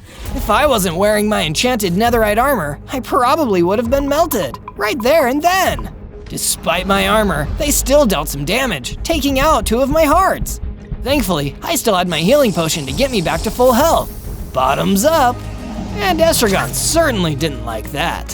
Face it, Zozo, I'm all-powerful. You can't stop me. I will rule the overworld. But I wasn't done just yet. I grabbed my throwing axe and prepared for the next attack. This time, I'd be ready. You want to finish me off, Estragon? Come on and do it then. If you insist, Zozo. I saw Estragon preparing for another dive towards me. This would be my chance. As he got closer, I threw my axe at him, throwing off his arc and sending him collapsing into the ground with an earth-shaking crash. Before Estragon the Ender Dragon could get himself back up into the air, I pulled out my powerful mace and ran over, straight towards his head. I could see him starting to panic. Wait, Zozo, no, you can't do this! This is what happens when you kidnap my friends. Boom! With one strike of my mace to his head, Estragon the Ender Dragon was destroyed for good. It was over! You did it, Zozo! Yeah, you won! On day 100, me, Ian, and Coco escaped to the end. I let them run ahead while I turned around to throw my mace into the portal to destroy it, so nobody like Estragon would ever come back. The portal started bubbling up, so I rushed to get far away from it. When I turned around, I saw a dozen of tiny falling stars raining down on the dungeon and portal, slowly reducing it to rubble. Then we made our way back to the base to finally hang out and chill. The adventure may have been over, but now with my friends back, the fun had just begun. On day 1, I spawned in as Mr. Beast, the YouTuber famous for his big money and crazy challenges. But wait, I'm so small and I don't even have a beard. I'm not Mr. Beast, I'm Baby Beast. Before I could think about increasing my size or my fortune, a big mean bounty hunter came running out of some nearby woods. Uh-oh, is that a bow and arrow? That's right, and I'm a dead shot with this thing too. I'm the toughest, nastiest bounty hunter around these parts, and you better start running, cause someone put a bounty on your head. A bounty? What does that mean? It means someone is gonna pay me the big bucks if I can capture you in 100 days. And trust me, it won't take 100 days, cause I'm the best there is. Before I could say anything else, he started firing at me. The bounty hunter was such a good shot, I had to run for my life deeper into the forest, while he just laughed at me. Escape this bounty hunter for 100 days? Boy, do I have my work cut out for me this time. On day 2, I made my way into the closest forest I could find. I didn't stop, knowing that the bounty hunter might still be chasing me. Here in the trees, I have way more cover. It'll be harder for the bounty hunter to hit me with his arrows. Gosh, and I definitely don't want to get hit by those arrows. I only have 3 lousy hearts. I kept running, looking over my shoulder now and then to see if anybody was following me. Phew, it looks like I might have lost him. For now, anyway. That's when a huge gorilla charged out of the trees. He was buff and tough, as you'd probably expect from a gorilla. Sorry that I'm in your forest, Mr. Gorilla. I'd give you some money for it, but I'm not full Mr. Beast yet. It's an emergency though. I'm being chased by a bounty hunter. The gorilla laughed. Yeah, I know you're being chased by a bounty hunter, because he hired me to help him. If I take you to him, we're gonna split the bounty. Oh, come on, that's not fair. How can you sleep at night going after innocent people like this? Believe me, the bounty money will help. With that money, I'll be a gorillionaire. And with that, he attacked me, pounding me with his huge gorilla fists. I tried to fight back, but without any weapons and only my puny punches, I didn't leave a scratch on him. Huh, this really is like taking candy from a baby. Just when it seemed like all was lost, a donkey with a saddle came running at us out of the woods. Hop on my back if you want to live. So I hopped on the donkey's back, and she carried me out of there. That was close, too close. That'll do, donkey, that'll do. On day 3, the kind donkey who saved me took me back to her secret hideout, deep in the woods. There, I met the donkey's friend, a pig who was also hiding out. This is Napoleon. He's the smartest pig I've ever met. Well, I don't know about the smartest, but I definitely know a thing or two. Wait, that's perfect. If you're super smart, then maybe you can help me with my quest. What quest is that? I'm being chased by the meanest, scariest bounty hunter in the world, and if he gets me in the next 100 days, I'm toast. They say the best defense is a good offense. If you don't want this bounty hunter fella to get to you, then you need to stay under the radar, get strong, and get him first. Now that's a cool idea. How would I start, Napoleon? You're gonna need tools, weapons, and a secret base for starters, and from there, the training will begin. Taking Napoleon's advice, Donkey and I set off further into the forest. The bounty hunter wouldn't get me over the next 100 days, I'd get him. On days 4 to 5, Donkey and I decided to start gathering our first materials. The forest was full of trees, so it wouldn't be hard to find wood. Come on, Donkey, let's get ourselves some wooden blocks. It wasn't easy to punch down the trees, but with the help of Donkey, we'd soon broken down enough trees to make a crafting bench and some basic wooden tools. It's crafting time. I made myself a wooden pickaxe, perfect for a low-level player like me. But why settle for a low-level tool? You'll be able to mine, chop, and harvest even faster with stone tools. Donkey had a point. I used my wooden pickaxe to mine into the ground and collect some stone blocks. Then, with the help of my crafting bench, I created my first set of stone tools. But most importantly of all, I made myself my first formidable weapon, a super cool stone sword. Let's see that bounty hunter mess with me now. The next piece of advice Napoleon had given me was building a secret hideout. It couldn't be too obvious, or the bounty hunter would find me easily. I picked a spot between some trees and started mining downwards. Underground would be the perfect spot for my base. I built some stairs and a place for Donkey and I to sleep underground, with some torches to light the way. Hopefully the bounty hunter would never notice us here. But all this mining and crafting had worked up a hunger in me. That's when I noticed an apple on the ground. Oh, that's perfect! I picked up the apple and ate it. Then something amazing happened. I leveled up, growing into a slightly bigger Mr. Beast, with 4 hearts now rather than 3. This is awesome! Next I need to start growing my bank account. On days 6 to 8, I decided to go exploring the plains again. The bounty hunter would probably never expect me to go back there. Still, I didn't want to push my luck. That's why I kept a low profile, crouching and trying to sneak around as much as I could. When you're up against a crazy bounty hunter, stealth is a good skill to practice. But my stealth came under fire when I saw an innocent young gazelle getting chased by a gang of spooky husks. I wanted to stay under the radar, but I could not help someone in trouble. Get away from her, you nasty husks! I pulled out my stone sword and charged in, ready to take them all on. But the battle wasn't as easy as I'd hoped. The husks attacked back, and I was fighting for my life. One of the husks attacked me and knocked off some of my hearts. That's it, no more Mr. Nice Beast. Fueled by my determination, I fought back, and soon all the husks were destroyed. Then the gazelle came in to thank me. Thank you saved me. I'll be forever in your debt. Don't mention it, Gazelle. Is there anything else I could do to help?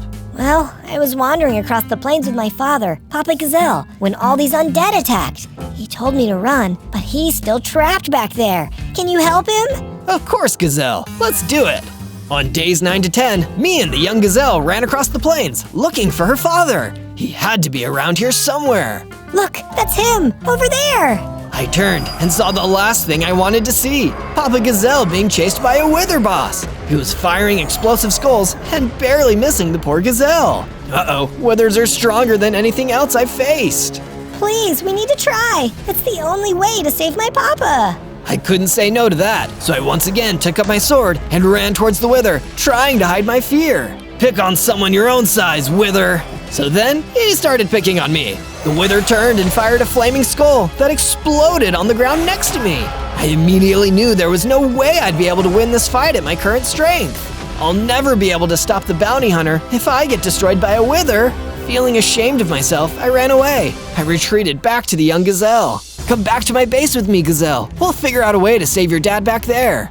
On days 11 to 12, I came back to my base with Gazelle, ready to make some upgrades and improvements. We went underground, and I mined an additional room for Gazelle to sleep in. But that's when I realized something important. An underground base is a great hideout, but if the bounty hunter finds us here, we're trapped. I need to build an escape tunnel. So that's what I started building. The escape tunnel would be an ongoing project though. I couldn't build one big enough for us all in just one day. During my day of mining and crafting, I paid another visit to Donkey and asked her what she knew about the bounty hunter and why he could have been after me. Well, it's probably got something to do with the prophecy. Prophecy? What prophecy? For the longest time, humans have kept the beasts down. You know, beasts like me and Napoleon and Gazelle, and humans like it that way. But prophecy tells of a human who will liberate the beasts from human control and deliver us all to freedom. The prophecies say that this man would be named Mr. Beast. Wait, Mr. Beast? I'm playing Mr. Beast. Maybe the prophecy is about me. That explains everything. The humans must think you're going to free all of the beasts, so they pooled their money together to hire the best bounty hunter in the world, the man who's known for being able to capture anybody. But if you can defeat him, you might be able to free the beasts. But I wasn't even strong enough to beat the wither yet. I needed to get a lot stronger before I could do that. In the meantime, I used my stone tools to start mining for iron underground. This would help make all my tools and weapons stronger. After a short time, I found a nice stash of iron and mined it up. And it isn't all about fighting, it's important to have food too. That's why I started adding extra chests into my underground base where I could store all the apples I collected from the forest. On days 13 to 15, I once again returned to Donkey and asked her for advice on how I could get stronger. Well, the best way to get stronger is by training. And the only way to train is to really test yourself. Which biomes have you visited? Now that you mention it, Donkey, I've only ever visited the forest and the plains. There's your problem. You're never gonna get stronger if you don't master every biome. Try to defeat a powerful enemy in the desert next. Great idea, Donkey! Before I headed to the desert biome, I needed to upgrade my equipment. I used the iron I'd mined to forge myself a new set of iron tools and some iron armor. And like Napoleon had said earlier, sometimes the best defense is a good offense, so I made myself a cool iron sword too. I'm feeling stronger already. I left my base and crossed the forest until I found myself at the desert biome. Already, this place was way nastier than the other biomes. In my new armor, the heat was killing me. Speaking of killing me, that's also when the gorilla appeared from behind and hit me. Thought you could forget about your pal the Gorillionaire, huh? That's a mistake you'll pay dearly for, my friend. What? How did you sneak up on me like that? I have my ways. Now it's time for me to take you down. I'm gonna get that bounty. The gorilla attacked me again, but this time I was stronger. His punches didn't do nearly as much damage against my iron armor. Now it's my turn, Gorillionaire. With a few hits from my iron sword, he was down and I'd won. That's when I saw he dropped a frontiersman cap. This lets the wearer move faster while sneaking. This must have been how he snuck up on me. I equipped the hat myself. This would be super helpful in avoiding that awful bounty hunter. Just then, I started to feel stronger and I gained another heart. 5 hearts? That's more like it. I guess the desert training was worth it. Feeling better than before, I went back to my base and continued working on my escape tunnel. We made some good progress, but I wasn't going to feel much safer until it was complete. On days 16 to 19, I decided it was time to try getting rich by exploring an underground cavern. After all, you can't be Mr. Beast without getting rich. I bet there are some great precious gemstones down here. I used my iron pickaxe to easily mine through the stone all around me, setting up torches along the way so I could see where I was going. That's when suddenly, an elder skulk crawled toward me out of the darkness.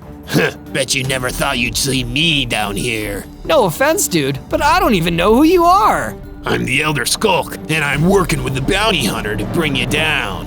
Jeez, why is everybody working with this meanie? I don't get it. Money, my boy. It makes the world go round. If you have enough money, you can do anything. Even pay you guys to leave me alone?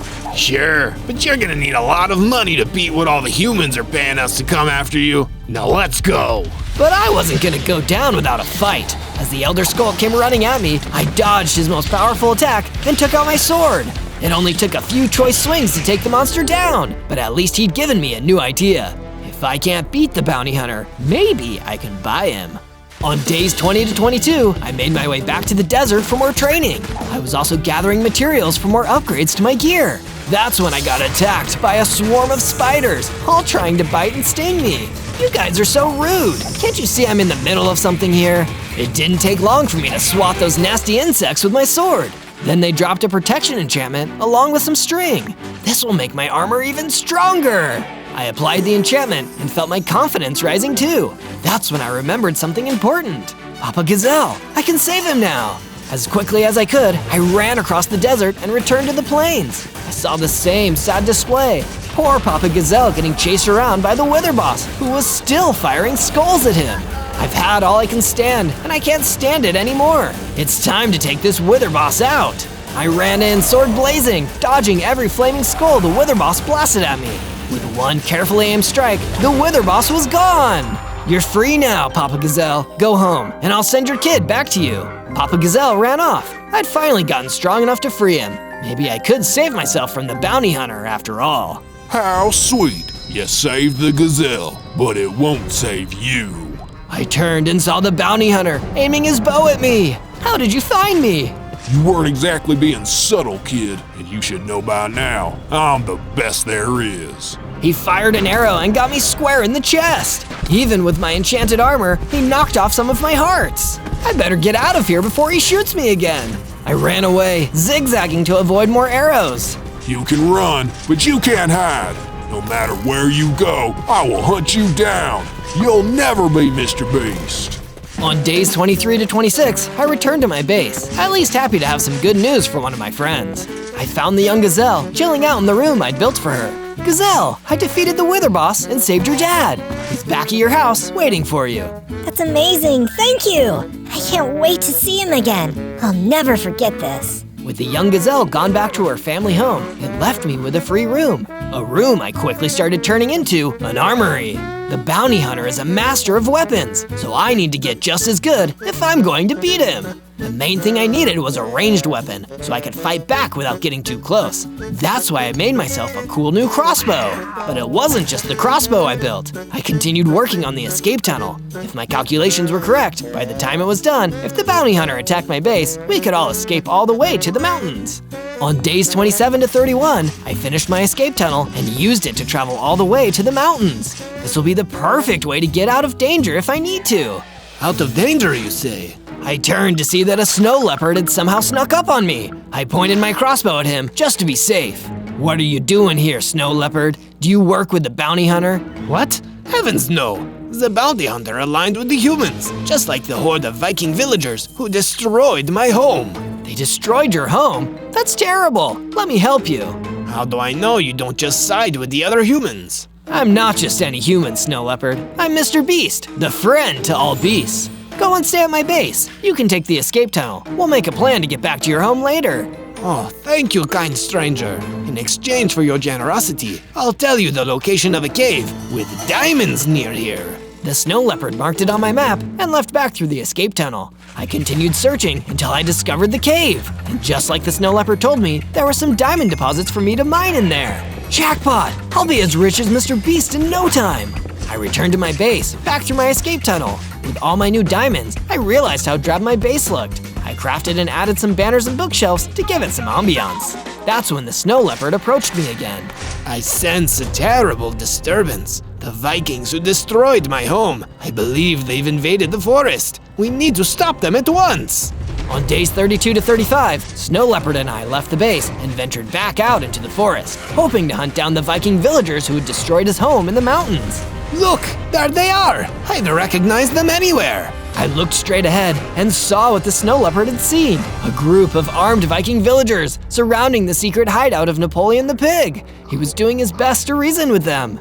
I don't want any trouble, fellas. I swear. I'm just a humble pig. Leave me be. But they weren't listening.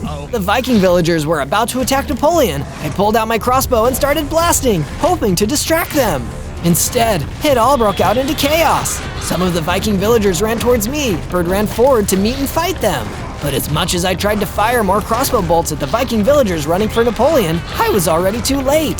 They destroyed him and burned down his hideout. Napoleon, no! This unlocked the secret rage of me and Snow Leopard. We charged in, him using his claws and teeth, and me pulling out my sword. It didn't take long for us to defeat the remaining Viking villagers. I'm so sorry about your friend. Perhaps humans and beasts can never live in harmony. On days 36 to 39, I needed a change of scenery to help me process Napoleon's death. I decided to make my way to the beach, sneaking all the way to make sure that the bounty hunter didn't come after me when I was most vulnerable. That's exactly the kind of mean move he'd go for. But while I was exploring the beach, I found another beast hanging around, a boar. He looked like he needed some help, and because he reminded me of Napoleon, I decided I'd do whatever I needed to. What's up, Mr. Boar? Do you have a problem that a Mr. Beast could help with? I was fishing for some magic yellow fish in the nearby ocean, but a small group of aggressive giant lobsters stopped me. I can take care of them, no problem at all. I found my way to the boar's fishing spot and saw the lobsters skittering around, snipping their big red claws. But they were no match for my crossbow. I pulled it out, and with a few well-placed shots, all the lobsters were gone. It felt good to be able to help someone after I'd had such a bad day. I went back to the boar and told him the good news. In return, he told me something interesting. The bounty hunter had a weakness. His powers were reduced in the dark. Thanks for the tip, Mr. Boar. That'll probably come in real handy. On days 40 to 43, I returned to my base and continued to spruce it up. I installed lanterns down the length of the escape tunnel just to make it easier to use. That's when Donkey approached me with a request. I heard about some horse friends of mine that escaped from a human stable. Would you mind building some extra rooms for them down here so they have somewhere to be? Of course, Donkey. That'll be no problem at all. I mined a few extra rooms and widened the entrance to the secret base so we could fit some of Donkey's new horse friends inside. The more the merrier. While the horses filed in, Snow Leopard came into my room and shared some vital information. My Snow Leopard senses have been speaking to me again. There's an abandoned mine deep in the forest that I visited once. I have a feeling you may find something you're looking for there. Just be warned, it may be looking for you too. On days 44 to 49, I made my way deep into the forest in the dead of night. I started traveling at night more often since the boar told me the bounty hunter's weakness. Soon enough, I'm gonna be strong enough to beat you, bounty hunter. Eventually, I found the abandoned mine that the Snow Leopard had told me about and crept inside. It was dark and spooky in the abandoned mine, so I used some torches to light the way. However, the second the torches were in place, I heard something coming towards me. Hey, who goes there? I was lucky and dodged in time as an arrow flew towards me and embedded itself in the wall next to me. An arrow that could have only belonged to one person I knew, the bounty hunter. Hello again. You've fallen right into my trap. The bounty hunter stepped out of the darkness. I know about the prophecy, bounty hunter. I know why the humans paid you. They know I'm Mr. Beast, and they hate the beasts, so they want to stay in control of them. The bounty hunter laughed. They don't hate the beasts. They're jealous of the beasts. They were born with brains, but the beasts were born with natural strength and instincts. What they really want is to harness the beasts, produce something with the mind of a human and the strength of a beast. Such a thing is impossible, bounty hunter. Impossible? You fool, it's already happened. Then, another thing charged out of the dark towards me. A creature I'd never seen before. A huge villager beast. A fusion of human and beast. And it was ready to fight me. Good luck. You're gonna need it. And with that, the bounty hunter disappeared, leaving only me and the villager beast. It was time to fight. On days 50 to 53, the villager beast ran at me, moving faster than I'd ever seen a human move before. I fired at him with the crossbow, hitting him with multiple arrows, but it didn't even seem to hurt or slow him down. The villager beast rammed into me and knocked me back against the wall, almost stunning me. I pulled out my sword and tried to fight back. It was shockingly fast and strong, managing to deflect or simply ignore most of my attacks. In the end, it took all the strength I had to finally defeat this unnatural monster. Jeez, I hope I never have to fight one of those horrible things again. When the villager beast died, it left a book marked research notes on the ground. It seemed to have been written by some kind of evil scientist, probably the one who'd first made this monster. The tests are going well, but the subject is still far too weak. I need the bounty hunter to capture even stronger creatures if I'm to master the fusion and create the ultimate combination of human and beast. The time will soon come when I have perfected the process, and then nothing will stop us. Uh-oh, that doesn't sound good. On days 54 to 57, I climbed out of the abandoned mine, shaken by my fight with the villager beast. It seemed that the plans the bounty hunter was involved with were so much worse than I thought. I wanted to go back to my base and warn the others, but when I left the mine, Sven the Viking, one of the strongest Viking warriors of all, was waiting for me, sword at the ready. Well, you survived. That's impressive. The villager beast is a powerful creature, but my instructions are clear. The bounty hunter told me to destroy you if you survived and escaped, so I guess that's what's gonna happen now. Sorry. I didn't have the time or patience to listen to Sven's babbling, so I fired at him with my crossbow. Once, twice, 3 times. But somehow, every time, he dodged. Can't we just talk this out, man? I pulled out my sword, and Sven kept attacking me. He was a strong fighter, but I'd beaten the villager beast, so he didn't seem that challenging in comparison.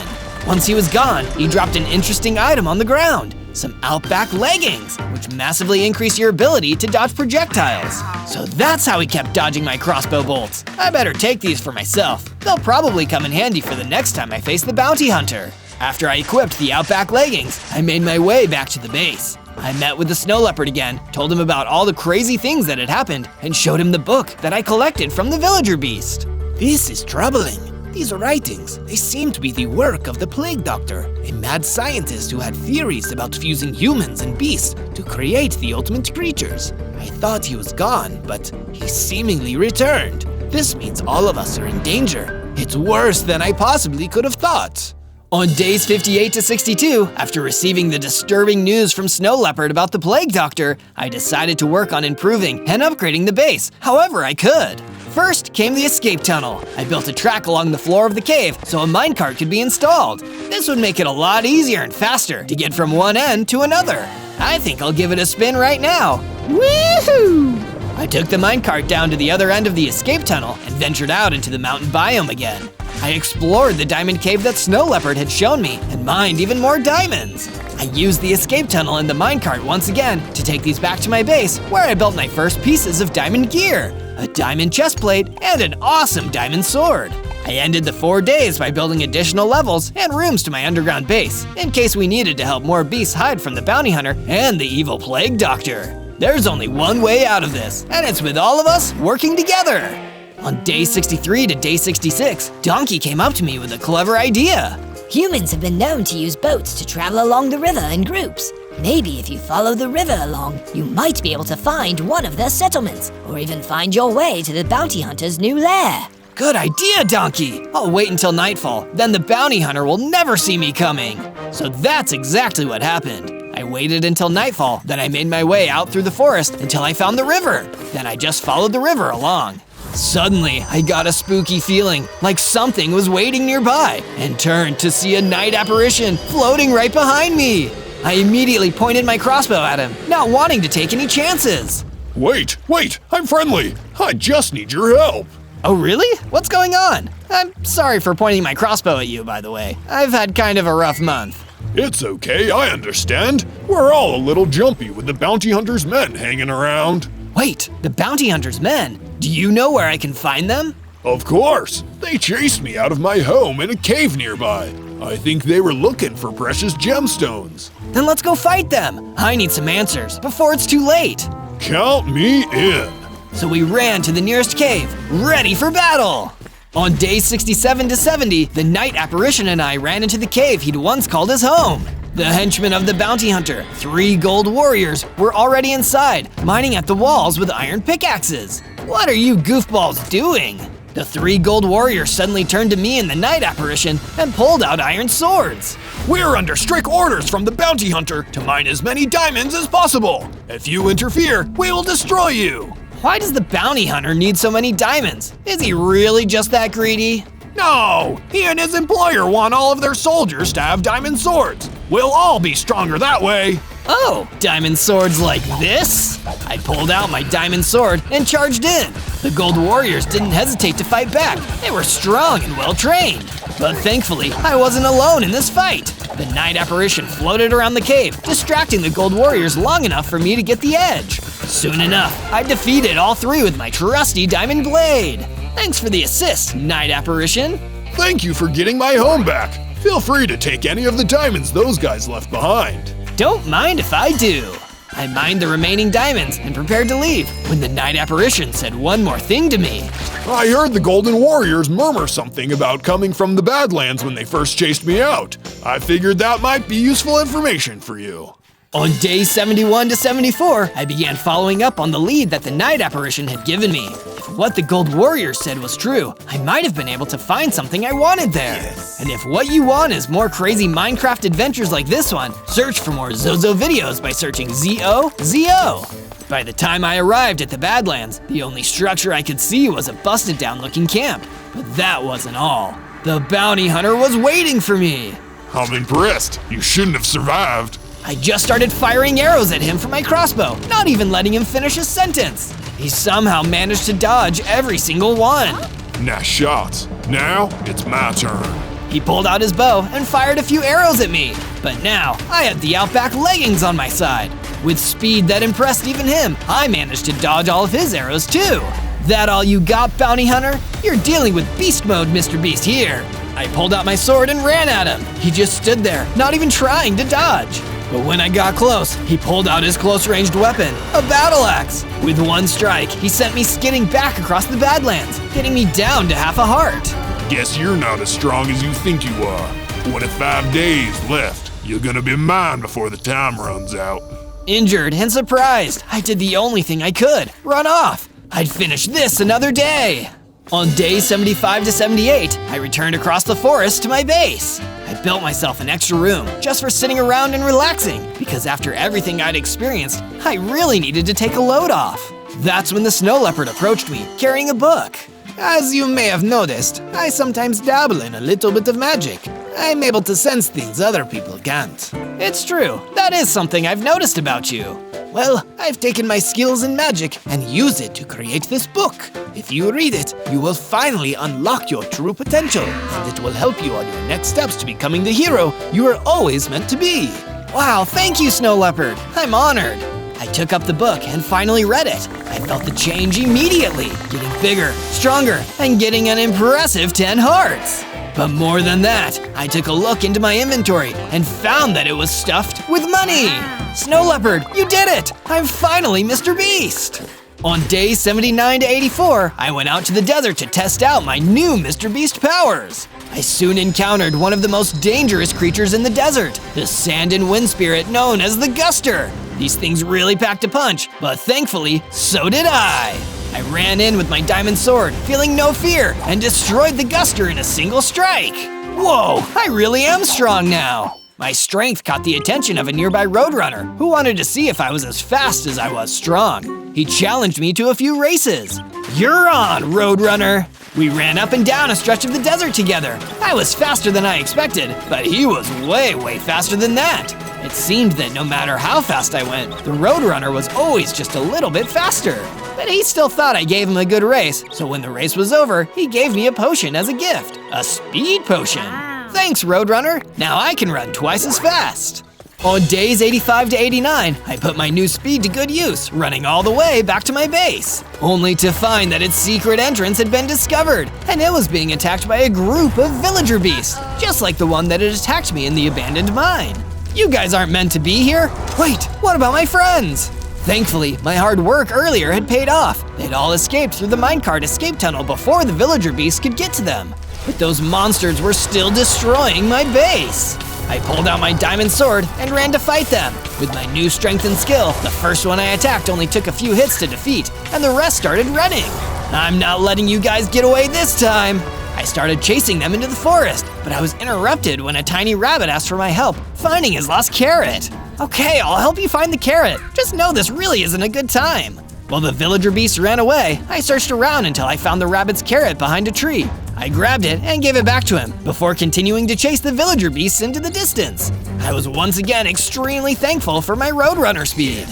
On days 90 to 94, the chase continued until I passed from the forest into the jungle. It was so hot and humid in there, I couldn't help but slow down a little. But this turned out to be exactly what the bad guys had planned. The villager beasts had just been there to lure me to the plague doctor's most dangerous creation yet, the mutant zombie. Oh no, that thing is huge! I pulled out my crossbow and started blasting it as it ran towards me, but it still had no effect. All I could do was pull out my diamond sword and face it one-on-one. Time for an epic battle of mutant versus beast! On days 95 to 97, the mutant zombie charged me like a raging bull. I was able to dodge it just in time and stab it in the side with my diamond sword, but it barely seemed to phase it. Already, the mutant zombie turned and started attacking me again. Each one of its punches damaged me until I was low on hearts. I needed to do something, quickly. Hey, mutant zombie, how would you like some cold, hard cash? In true Mr. Beast style, I threw some of my vast collection of money onto the ground. The mutant zombie was immediately distracted and ran towards the cash. I guess the Elder Skulk was right. Money really does make the world go around sometimes.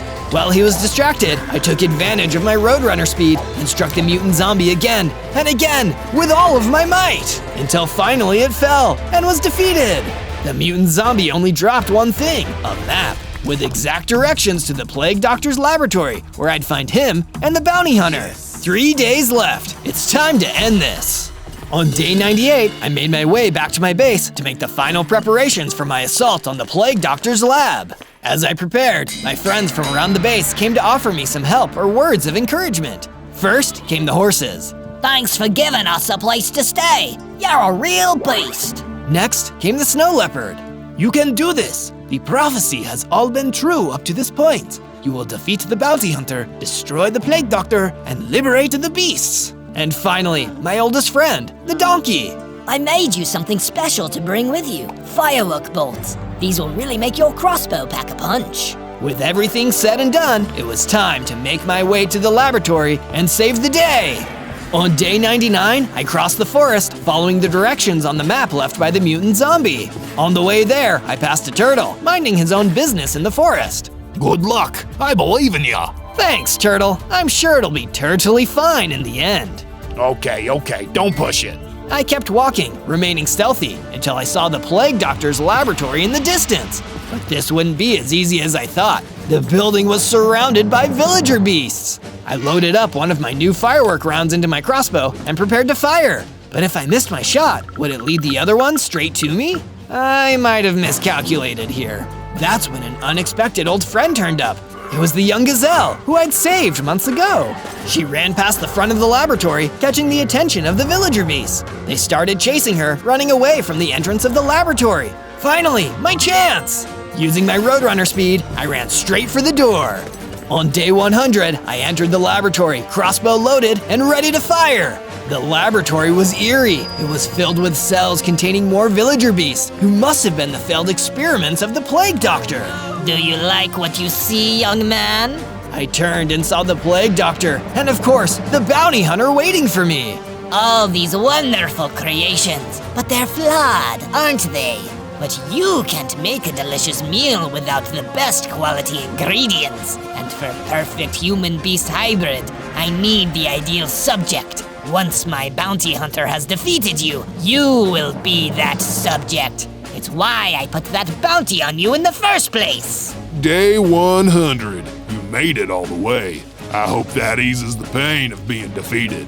Not a chance, bounty hunter. I'm not just some pesky human. I'm Mr. Beast. The bounty hunter pulled out his bow and prepared to shoot, but I was quicker than he was. I fired a firework bolt at him, but I didn't wait up. I pulled out my diamond sword and ran at him, ready to land a lethal blow. Bounty hunter, destroy! The bounty hunter immediately pulled out his battle axe and parried the blow from my diamond sword. He was a formidable opponent. You've gotten strong. I'm impressed. We clashed weapons while the plague doctor watched. I needed to keep absolute focus in order to dodge or block every attack he threw at me. I was just waiting for a window. At the perfect moment, I pulled out my crossbow and fired one of the firework bolts at close range, right into the bounty hunter's chest. He was finally defeated. You've won. Well done. Now finish me off. What? No, I'm not gonna finish you off. I'm going to hire you. Just like Mr. Beast, I laid out stacks of money in front of him, even more than the bounty that the plague doctor had put on me. Wow, that's a lot of money. What would you like for me to do, boss? I want you to destroy this entire lab, take the plague doctor to jail, and retire. I'll make it happen, boss. What? You can't do that! No! No! And with the bounty hunter now doing my job for me, I decided to do the most sensible thing. Go back to my base and hang out with my friends.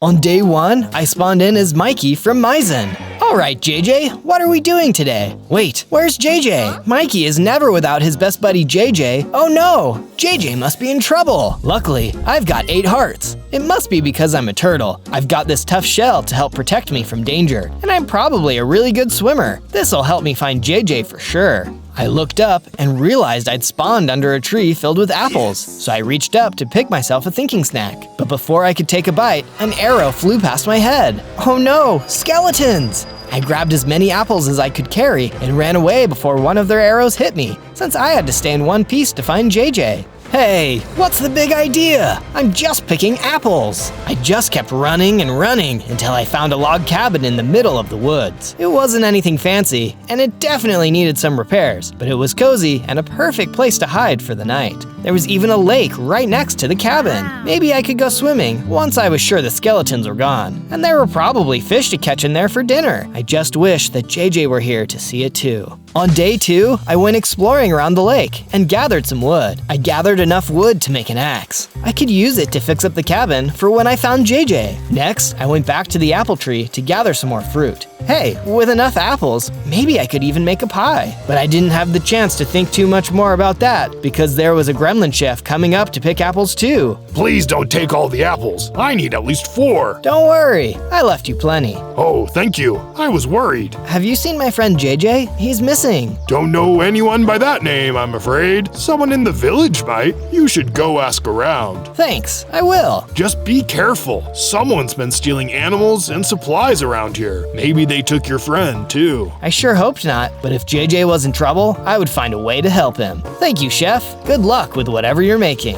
It's pie. Great minds think alike. And I guess he was pretty great. I took my apples back to the cabin, and along the way I found some sticks and string. I used them to craft a fishing rod and went fishing in the lake. I caught 3 fish. On day 3, I decided to work on fixing up the cabin as much as I could. I patched some holes in the wall and added a fence all around it for some extra protection. While I was working on the cabin, I found a secret back room. It was hidden behind a picture hanging on the wall. There was so much space back there, I had no idea. If I couldn't find that room without looking super carefully, then I was willing to bet no monsters would be able to find me in there either. I decided to make the secret back room my new base and got to work filling it with everything I found so far: the apples, the fish, and my tools. Then I went back to the lake to try and catch some more fish. Before I started fishing, I saw a block near the trees that looked a little strange. I used my pickaxe to break it open, and inside was a nasty silverfish. I should have been more careful. I knew they could contaminate blocks in some areas. I managed to fight off the silverfish, and when I got finished, I felt myself getting stronger. Defeating them made me a better fighter, and I knew I could handle the next enemy way better. Clearly, the exercise helped, because now I had 10 hearts. I was so excited, I swam around the lake, and I was an even faster swimmer too. What an exciting day. But I couldn't lose sight of my goal. I had to find JJ. On day 4 to 5, I was walking toward the village to see if anyone there could help me find JJ. On the way, I found a bush full of sweet berries. I stopped to pick some of the berries when all of a sudden I was surrounded by skeletons again. This time, there was no way for me to run away. Why are you doing this? What do you want? The boss wants us to bring you to him, just like your little friend. JJ, you know where he is? Of course we kidnapped him, in the service of the fallen king. Who is that? Wouldn't you like to know? Yes, I would. That's why I'm asking. Enough talking. You're coming with us. But I was stronger this time than I was before. I'd have to face them, and I wasn't going anywhere without a fight. The skeletons started closing in on me, but I pulled out my axe and started swinging as fast and as hard as I could. I wasn't sure if I'd make it. There were so many of them, but I fought hard and used my newfound strength and speed to get them tired out and taken down. Then I grabbed my berries and ran back to my base, safe and sound. But I still had so many questions. What did they do with JJ? Where did they want to take me, and why? And who was the fallen king? And what did he have planned? I needed to get a good night's rest, because there was definitely a big fight waiting for me in the days to come. On days 6 to 8, I found a cave in the woods where I could do some mining. I was going to need a lot more tools if I was going to find the fallen king and get JJ back from him. Wow, this cave is amazing! Look at all of this stuff! I found some flint, coal, iron, and even some gold. I took all the materials back to my base, crafted some furnaces, and crafted a pickaxe, a sword, a bow and arrow, and a pair of shiny gold boots. These will help protect me when I go up against those skeletons again. It had gotten pretty dark by the time I was finished, and I heard some strange noises coming from outside my cabin. I looked outside, and there were a bunch of ghast trying to get inside. They were floating by the fence, opening their mouths and getting ready to shoot fireballs at me. You picked the wrong cabin to mess with. If you just turn around and leave, we won't have to have any trouble. Otherwise, I'm going to get my bow and start firing arrows, and you won't like that very much. I waited for them to leave, but they didn't listen to my warning. Time to fight some ghast then. I grabbed my bow and shot the first arrow. Before long, they were retreating, running away from the cabin like they were scared of me. I guess they were. With my new equipment, I was even tougher than before. With the danger gone for now, I hopped into bed to get some well-deserved rest. On days 9 and 10, I finally made it into the village. I was looking for answers, but I was also looking for some more supplies. I couldn't keep eating apples, berries, and fish. I needed all my strength if I was going to find JJ and defeat the fallen king. But when I arrived in the village, something was wrong. All of the shops had their doors closed and locked, and no one was walking around outside. It was as if they were all hiding in their houses. Hello? Anyone here? But no one answered. Maybe they were scared of me, but why? I was just a friendly turtle, looking to buy some food and ask some questions. Someone opened their door and pushed out one loaf of bread, before closing it and locking it again. Oh, that must be for me. Thank you. I took the bread and headed back to my base. As I made my way through the woods, I saw a dark figure standing between the trees. He was wearing black armor with purple horns. So, this is where you've been hiding. Who are you? Don't you know by now? After all, I am the one who took your friend. The fallen king. What have you done with JJ? I'll tell you, if you just come with me. Never! I drew my sword, ready to battle with him, when suddenly a friendly cat jumped out of a tree and landed in front of me. No, don't do it. He's too strong to take on by yourself. But he has JJ. He took my friend too. I'll help you, but if you try now, you'll lose. As I watched, the fallen king sprouted a pair of purple wings and flew away. I'll be back. Then it was just me and the cat. What's your name, kitty? Bella. Nice to meet you, Bella. On days 11 to 12, I built another bed in the cabin so Bella could have a place to sleep. I just knew she and JJ were going to get along great once we saved him. Then the two of us went out to gather supplies for the coming battle with the fallen king.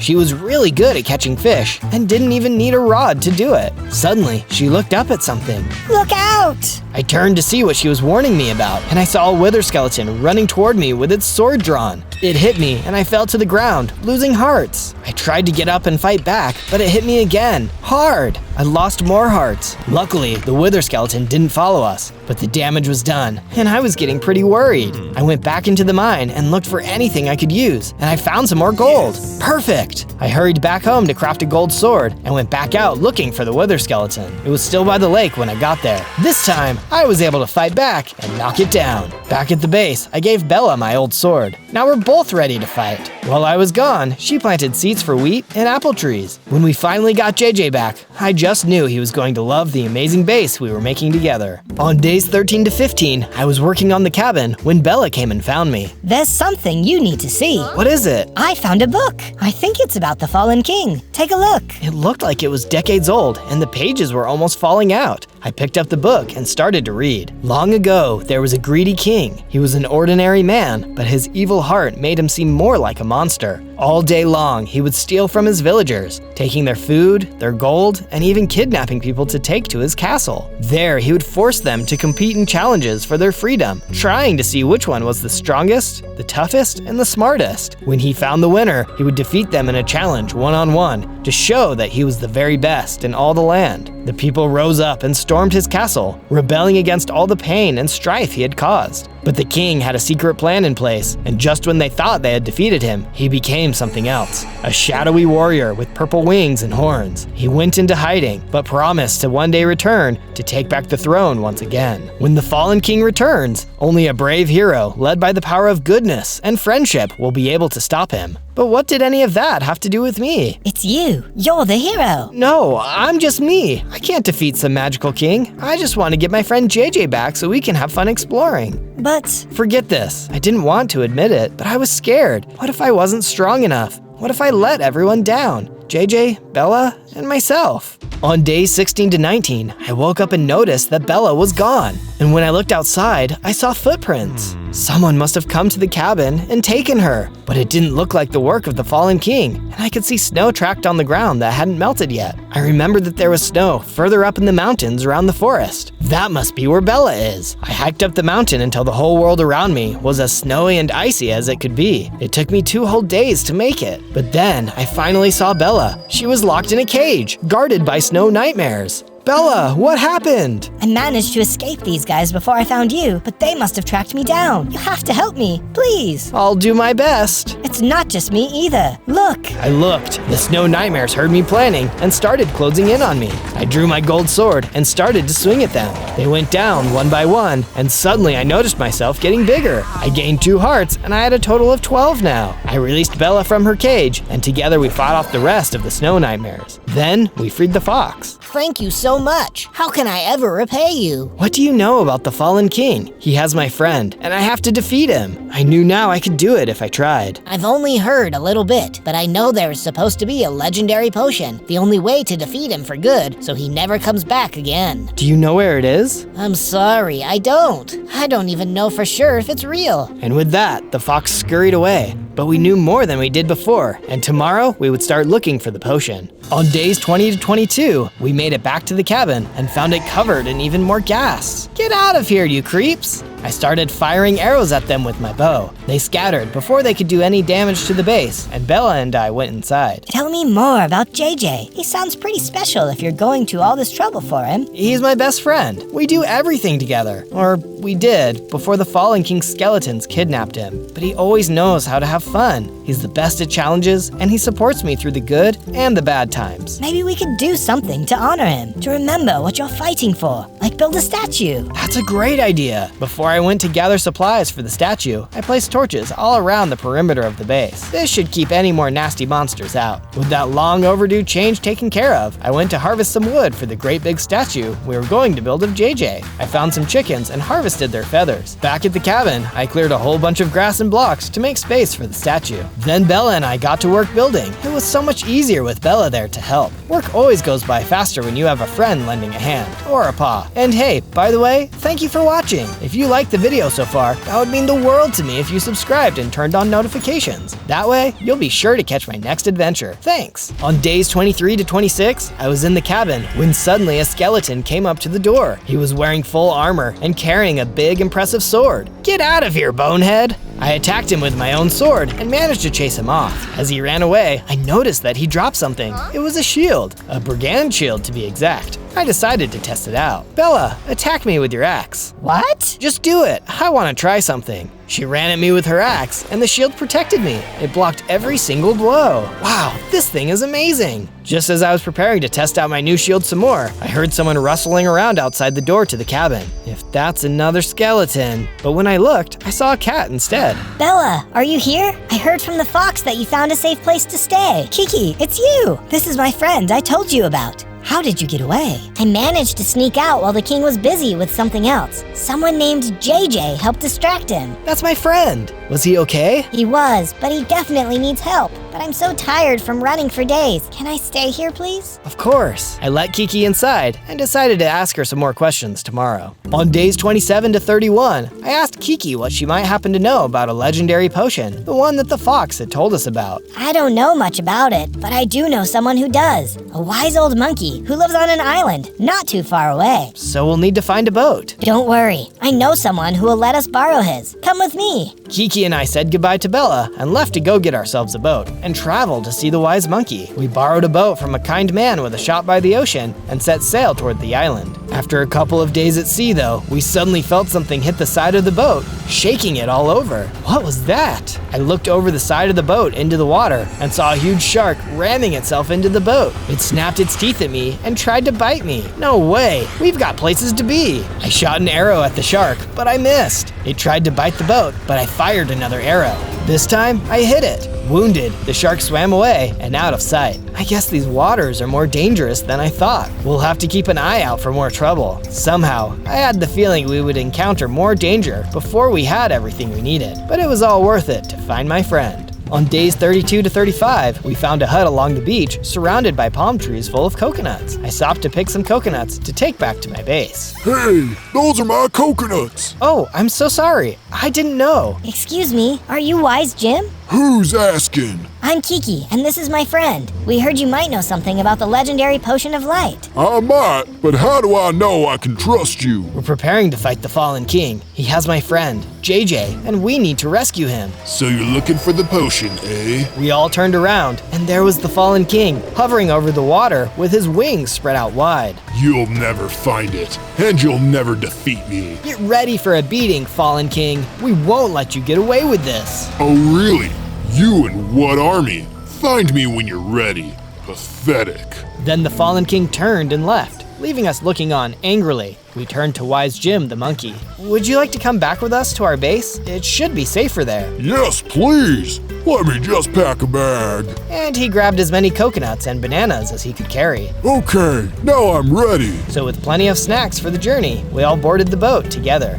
On days 36 to 39, I had arrived back at the base with Kiki and our new friend, Wise Jim. Well, he enjoyed some bananas and took in the new view. Kiki, Bella, and me all got to work, building a new area for him to stay in. We added a treehouse onto one of the trees just outside the cabin. Here, this is just for you. We hope you like it. Like it? I love it. Once he was all settled, I decided to ask him what he knew about the legendary potion, or the potion of light. The potion of light. Yes, I've heard many stories about it. I can't say for sure where it is hidden, but I do know that it is buried in an abandoned mineshaft out in the Badlands. But be warned, it is a harsh landscape, and there are no friendly creatures that live there. The Badlands, huh? Sounds pretty bad. I'll need to make sure I prepare before I go. Before I could leave for the Badlands though, Bella and I needed to work on the next part of the JJ statue. I couldn't help but feel like if I could finish it before I faced off against the fallen king, I would be brave enough to rescue the friend it represented. With the power of friendship on my side, no Badlands monsters, skeletons,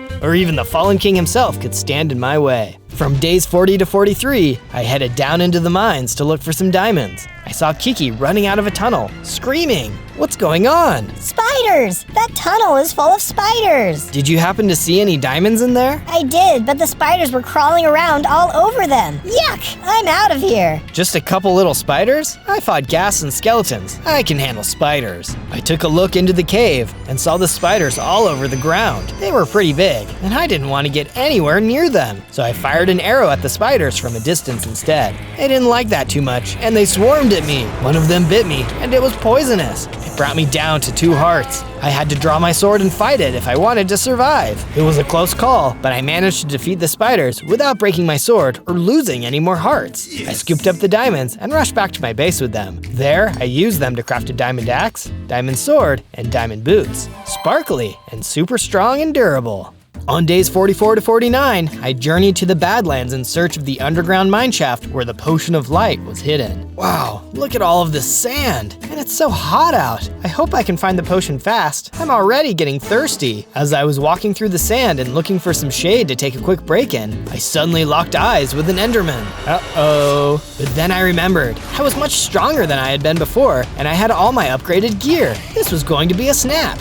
After just a few hits, the Enderman went down. I was honestly kind of surprised at how easy it was. Maybe I could take on the Fallen King after all. Maybe it wouldn't even be that hard. As I kept walking, I saw more Endermen up ahead, attacking a horse. Hey, leave him alone! But the horse didn't need my help. He took down the Enderman all by himself and then galloped over to me. Hi, I'm Ed. I'm Zozo. I'm out here looking for a special potion. Have you heard anything about it? I found the mine shaft where it was hidden, but it was gone. All that was left was a note saying it had been taken away and hidden somewhere else, by the ocean. Oh, I guess I need to head that way then. Are you trying to fight the Fallen King? Let me help you. Hop on my back, and I'll get you there faster. So I jumped onto Ed's back, and we rode off into the sunset. On days 50 to 53, I rode on Ed's back all the way to the beach. After how dry and dusty the Badlands were, it was amazing to breathe in that cool sea air. Do you think we could take a break and go swimming, Ed? The water looks great. Sounds like a swell idea to me. So we hopped into the water and started splashing around. It was so much fun, and I couldn't wait to splash around with JJ when we finally rescued him. But that would have to wait. We had company. Oh no, it's the shark.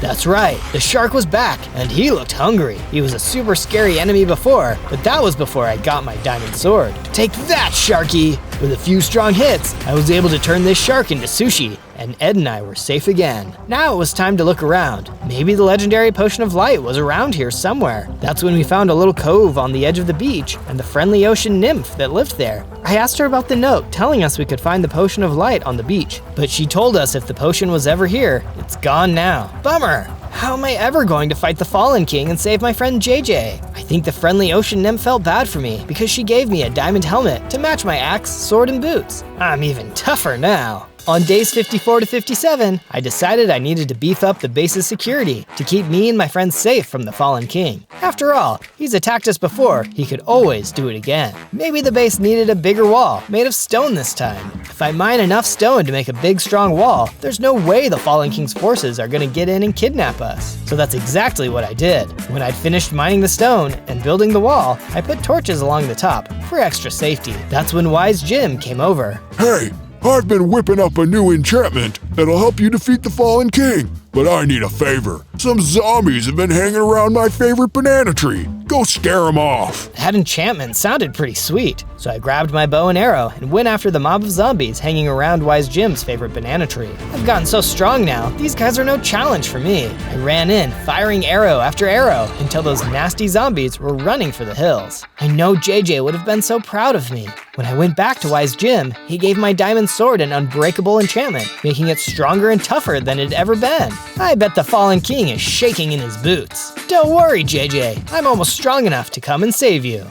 On days 58 to 62, things got serious. It all started when I was working on my JJ statue. I think I was about half done, and it was looking great. I needed to make it perfect, so when I rescued JJ and all my new friends got to meet him, he'd be able to see what a good job I did. I was so wrapped up in making the statue perfect, I didn't even notice that some of the Fallen King's scariest goons were on their way. A gang of skeletons in full diamond armor with diamond swords. This has gone on far enough. The Fallen King has sent us to crack your shell, destroy your base, and leave nothing standing. Give up or face our wrath. But there was no way I was going to give in. I told Bella and Kiki to hold inside the base and make sure nobody got in, while Wise Jim and I took on the diamond skeletons. Let's show these boneheads who's boss. But the fight was way harder than we thought. The Fallen King must have sent some of his best men, because as we fought, they just wouldn't go down. Thankfully, Wise Jim and I fought hard enough to defeat some of the diamond skeletons and send the rest running. We were just about to celebrate when one of the fleeing skeletons fired an arrow from the woods and hit Wise Jim. No! I tried to help, but it was already too late. Wise Jim was gone. On days 63 to 66, I chased the diamond skeleton into the deep dark forest as he ran away.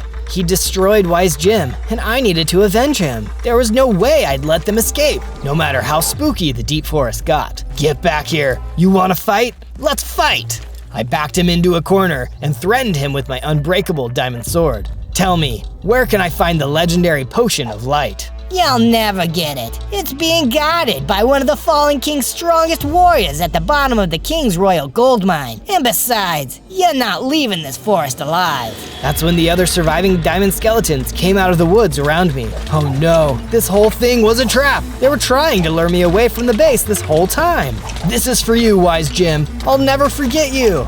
That's when I fought the strongest I ever fought and defeated all of the skeletons except one, who was shaking with fear. Thankfully, he could still be useful to me. Tell me, where can I find the Fallen King's Royal Gold Mine? On days 67 to 70, using the last diamond skeleton's instructions, I made my way to the Fallen King's Royal Gold Mine. It was huge and horrible. Villagers that the Fallen King had kidnapped were being forced to mine gold for him, or they'd be attacked by some of his skeleton warriors. Don't worry, guys, I'm gonna get you out of here. Who's the boss around these parts? The captured villagers told me to travel further into the mine, where I'd meet one of the Fallen King's strongest warriors, Dorzen, the Soul Eater, a huge red monster with a scary smile and a fist made of stone. He was so tough, even my diamond sword would have trouble hurting him. He was waiting next to a pit filled with lava. It isn't too late to give up, Dorzen. Tell me where to find the potion of light and let all these villagers go, and I won't have to hurt you. But Dorzen wasn't interested in talking this out. I don't even know if he could talk. He just attacked me and managed to take all of my hits while beating me again and again.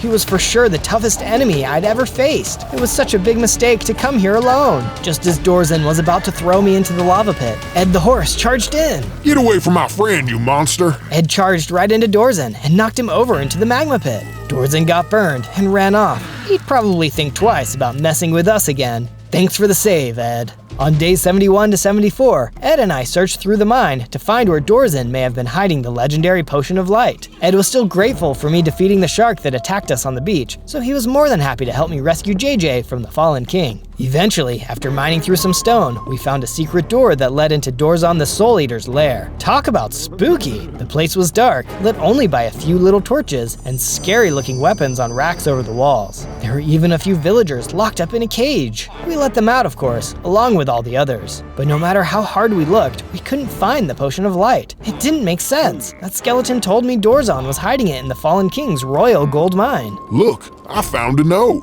What does it say, Ed? I don't know. Horses can't read. He was right, so I took a look at the note. It came directly from the Fallen King. It said, Well, it looks like you found your way into my mind. Exactly as I expected. You're an impressive one. I can see why JJ talks about you all the time. If you care about him, I suggest you stop looking, or both of you are going to get hurt. Rats! Looks like the Fallen King was always one step ahead. On days 75 to 78, I headed back to the base to build some improvements and think about what I'd learned. After Wise Jim died, I was worried about Bella and Kiki, and I realized that if more of the Fallen King's army attacked, they needed a safe place to hide. I added an iron safe room to the inside of the base with a secure door and torches to ward off mobs. If someone attacked, they could hide in there while I fought off the bad guys. I had also taken some gold from the Fallen King's gold mine and turned it into a chest plate and some leggings. That's when Dorzen the Soul Eater returned, and Bella and Kiki ran off to hide in the new safe room. It was time for me and Dorzen to finish this. He was tough, even with his lava burns, and with my new armor, I was able to get an edge and defeat him for good. Dorzen won't be eating any more souls,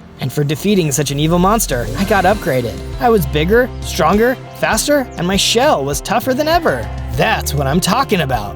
Let's see the Fallen King take me on now. That's when I noticed that Dorzon had dropped a note I was never meant to see, directly from the Fallen King. It read, Once you've captured Zozo, take him to my mountain castle. My other operative will meet you there. And now he's gonna be meeting me. On days 79 to 84, I traveled alone to the Fallen King's mountain castle, where Dorzon was going to meet another one of the Fallen King's goons. Surely this guy would be able to direct me to the king himself. But when I finally arrived at the castle, after 2 days of mountain climbing, I didn't find any monsters waiting for me. I turned to see a Viking named Bjorn walking up behind me, carrying a diamond axe. Hello, my friend. I see you too are seeking the Fallen King. He kidnapped one of my friends too. Maybe we can work together. That's a great idea. Let's do it. You can help me free my friend JJ, and I can help you free yours. Wait, how did you find out about this mountain castle, Bjorn? Good question. That's when Bjorn suddenly attacked me with his diamond axe. Thankfully, with my upgraded shell and a full set of armor, he couldn't do too much damage. I pulled out my diamond sword and hit him until he gave up and dropped his weapon. Bjorn was the Fallen King's other goon all along. Okay, Bjorn, if that is your real name, tell me where I can find the Fallen King. It is my real name, and the Fallen King's true base is in the Dread Palace, in the volcanic magma fields. But that's one of the most dangerous places on the map. How could anyone live there? The Fallen King is undefeatable. He can live anywhere he likes. And if you think you can just waltz in there and defeat him, then you've got a death wish, kid. On days 85 to 89, I made my way back to my base, feeling more doubtful than ever. Sure, I had a cool sword and a tough shell, but what's that worth compared to the Fallen King and his army of evil? What if there was no way for me to save JJ, and he just ended up being forced to mine gold for an evil king in a palace full of lava? I felt so down about all this that I decided to just go to bed. That's when Bella came and woke me up. She had some words of encouragement for me.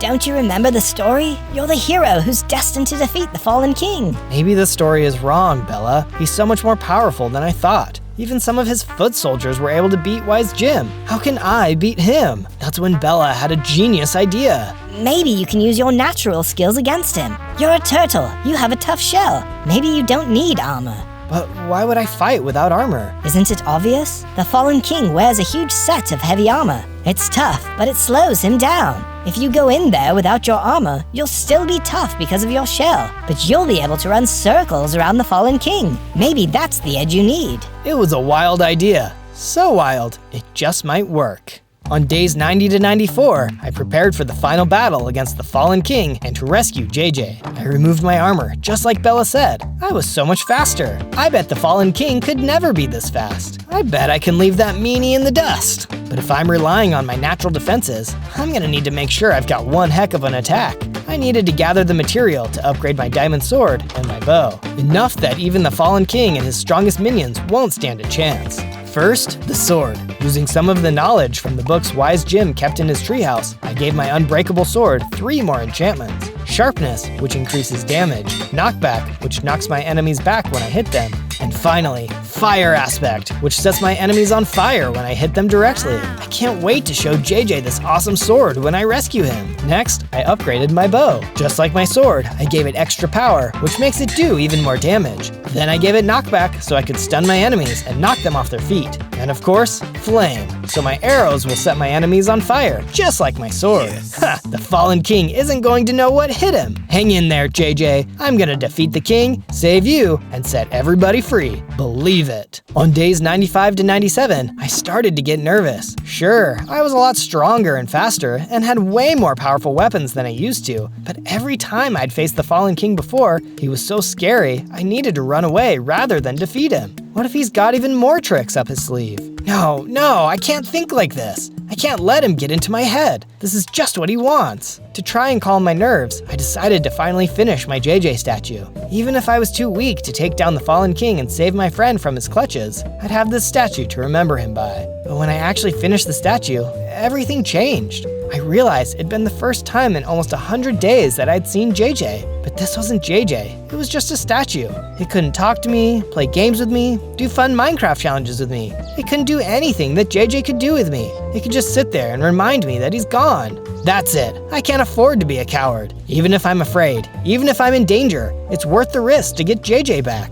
I know I'm strong enough to do this. It's time to take the Fallen King down. And when JJ is here again, he's going to see this awesome statue that I made for him. there's just one more thing that I need to do first. On day 98, I spoke to my friends at the base, Bella, Kiki, and Ed the horse. I told them that I was going to go to the Dread Palace, take on the Fallen King, and get JJ back. I want to come too. Yeah, let me tag along. Let's take down this evil guy. No! Kiki, Ed, you've put yourself in too much danger already. You two hang back and stay in the safe room. We've known each other the longest. We started this, so we'll finish this. Nobody can disagree with that. The two of us took the time to discuss a battle plan before we set off. After all, the Fallen King had always been one step ahead, so we needed to make sure that we would be 2 steps ahead if we wanted to beat him. And with that, we were ready to set off. Anything else you want to say? Seeing as this might be the last time we see each other, if this goes badly and the Fallen King captures us. Good luck. And make sure to subscribe to Zozo. Z-O-Z-O. We've got even more crazy, wild, and exciting adventures to come, where our hero fights diabolical villains, makes awesome bases and weapons, and meets more interesting friends like us. All of us agreed, and with that, Bella and I set off for the Dread Palace. On day 99, the assault on the Dread Palace finally began. Just as we expected, the Fallen King had the place heavily guarded. A bunch of diamond-armored skeleton warriors were assembled outside the front gate. But it's okay, we planned for this. Good luck, Bella, I believe in you.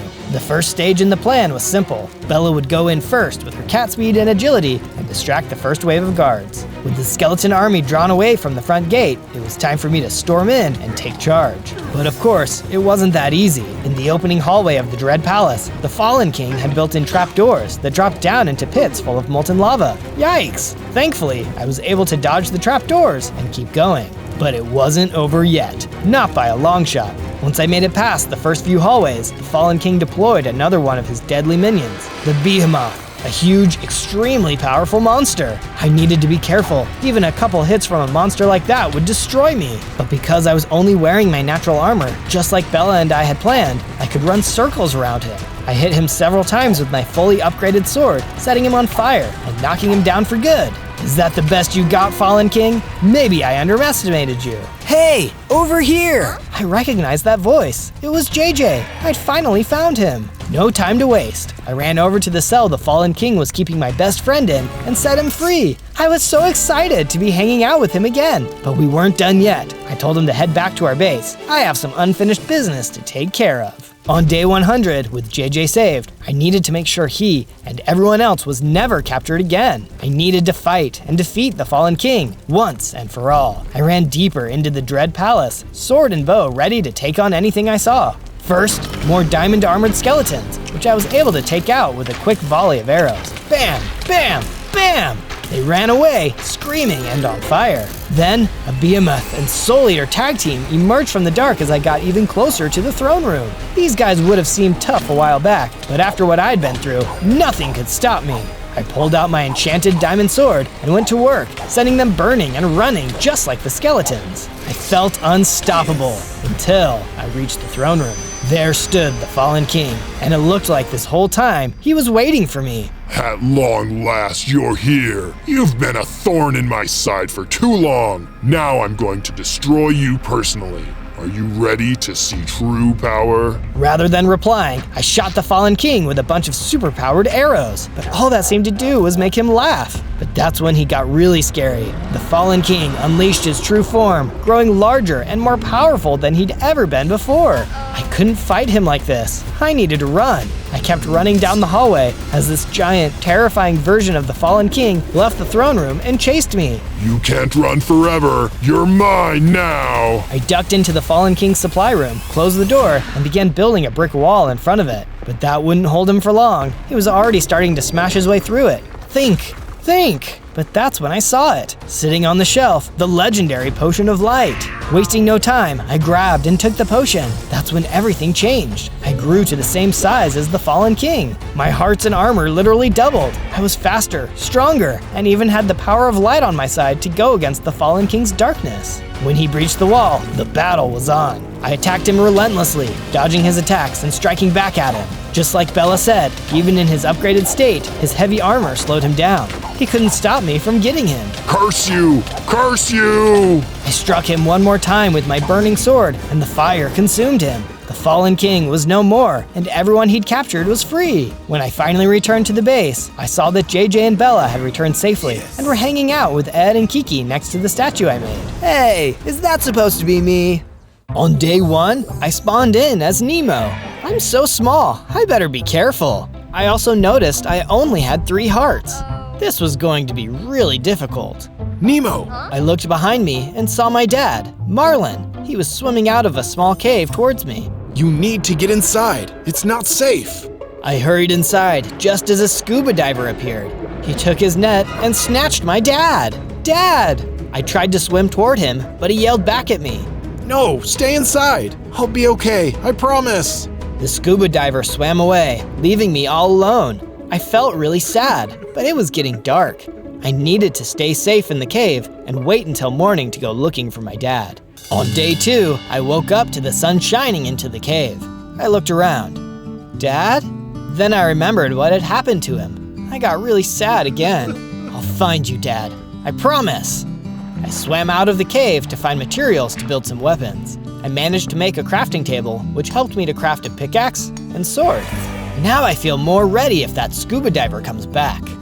I continued swimming in the reef and discovered that there weren't a lot of other fish around.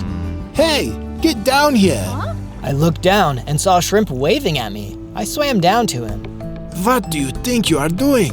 The reef isn't safe, especially closer to the surface. Not since the human has been coming around. Yeah, I saw him yesterday. He trapped my dad. I'm sorry. Do you have anyone else to look out for you? No, I'm alone. I could tell the shrimp felt bad for me. He scurried back into his hole and returned with some kelp. Here, take this. You need it more than me. Thank you! I swam carefully back to my cave with the food. I'm going to protect everyone. They all seem too scared, and someone needs to stick up for them.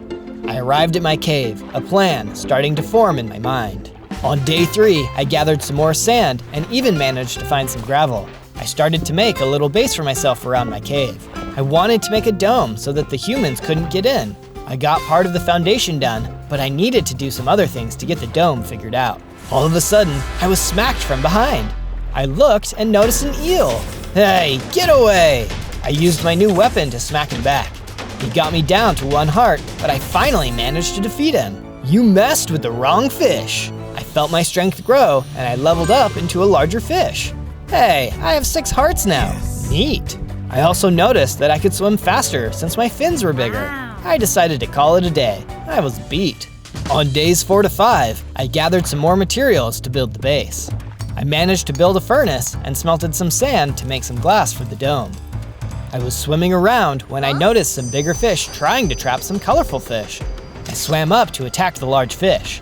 Hey, get away from them! The colorful fish scattered and the large fish attacked.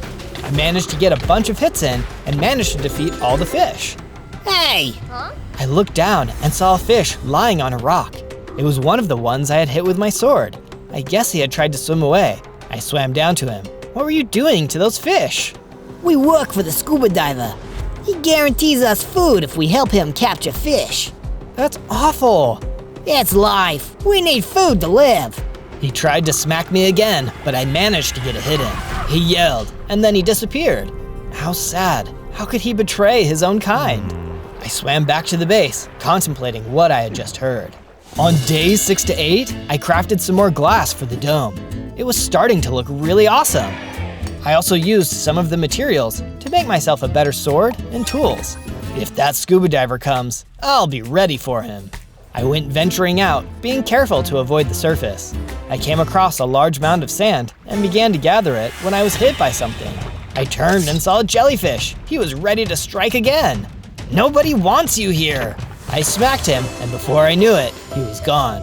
That was super easy with my new sword. I was feeling good. The reef was just a little safer already. On days 9 to 10, I went venturing a little further. I managed to gather some more supplies when suddenly I heard some screaming. I swam toward the sound and saw a blue fish being grabbed by the scuba diver. Leave her alone! I drew my sword and managed to hit the scuba diver's hand. He let go of the blue fish, who swam away. If I can't have her, then I'll have you.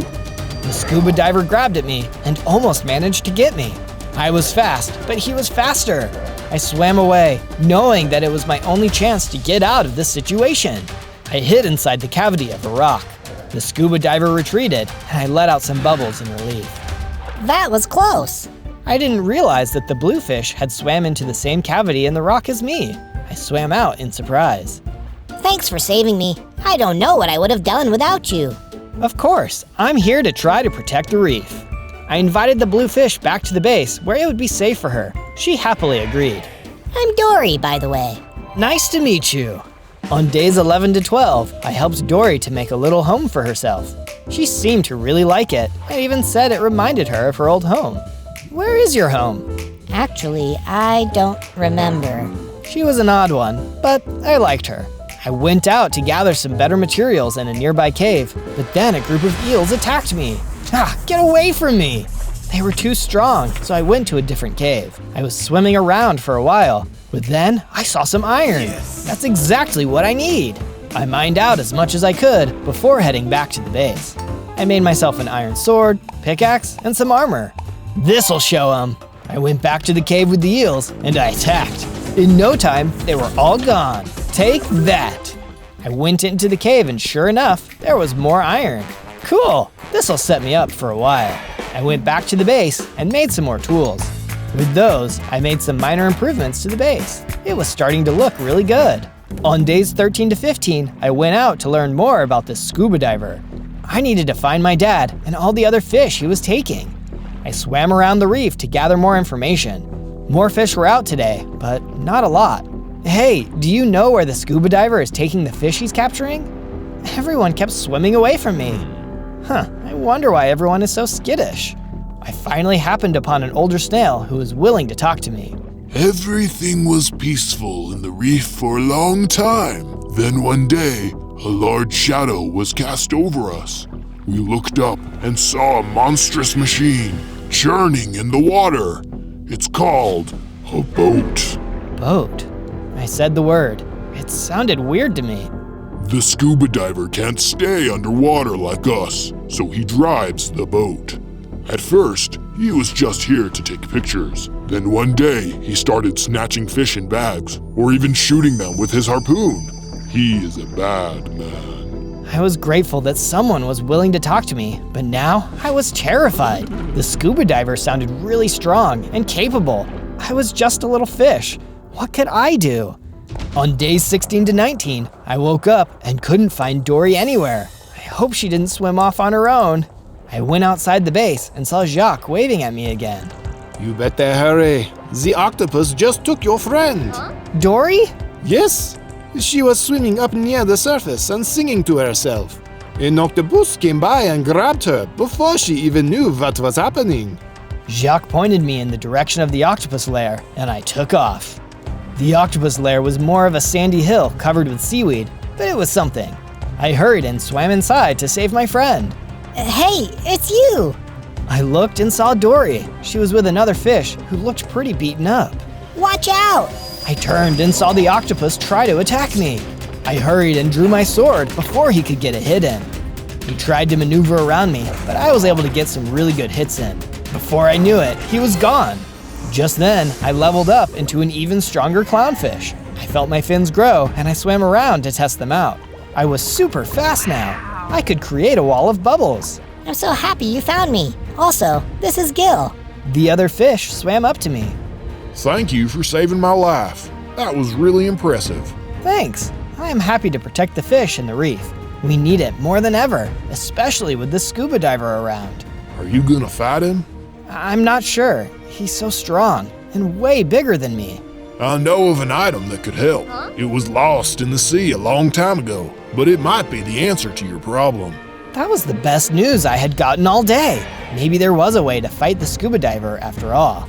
I want to hear all about it, but you should stay at our base. It'll be safer there. Gil happily agreed to come with us, and we headed back to our home. On days 20 to 22, we arrived back at the base, but it was being attacked by skeletons? Gross!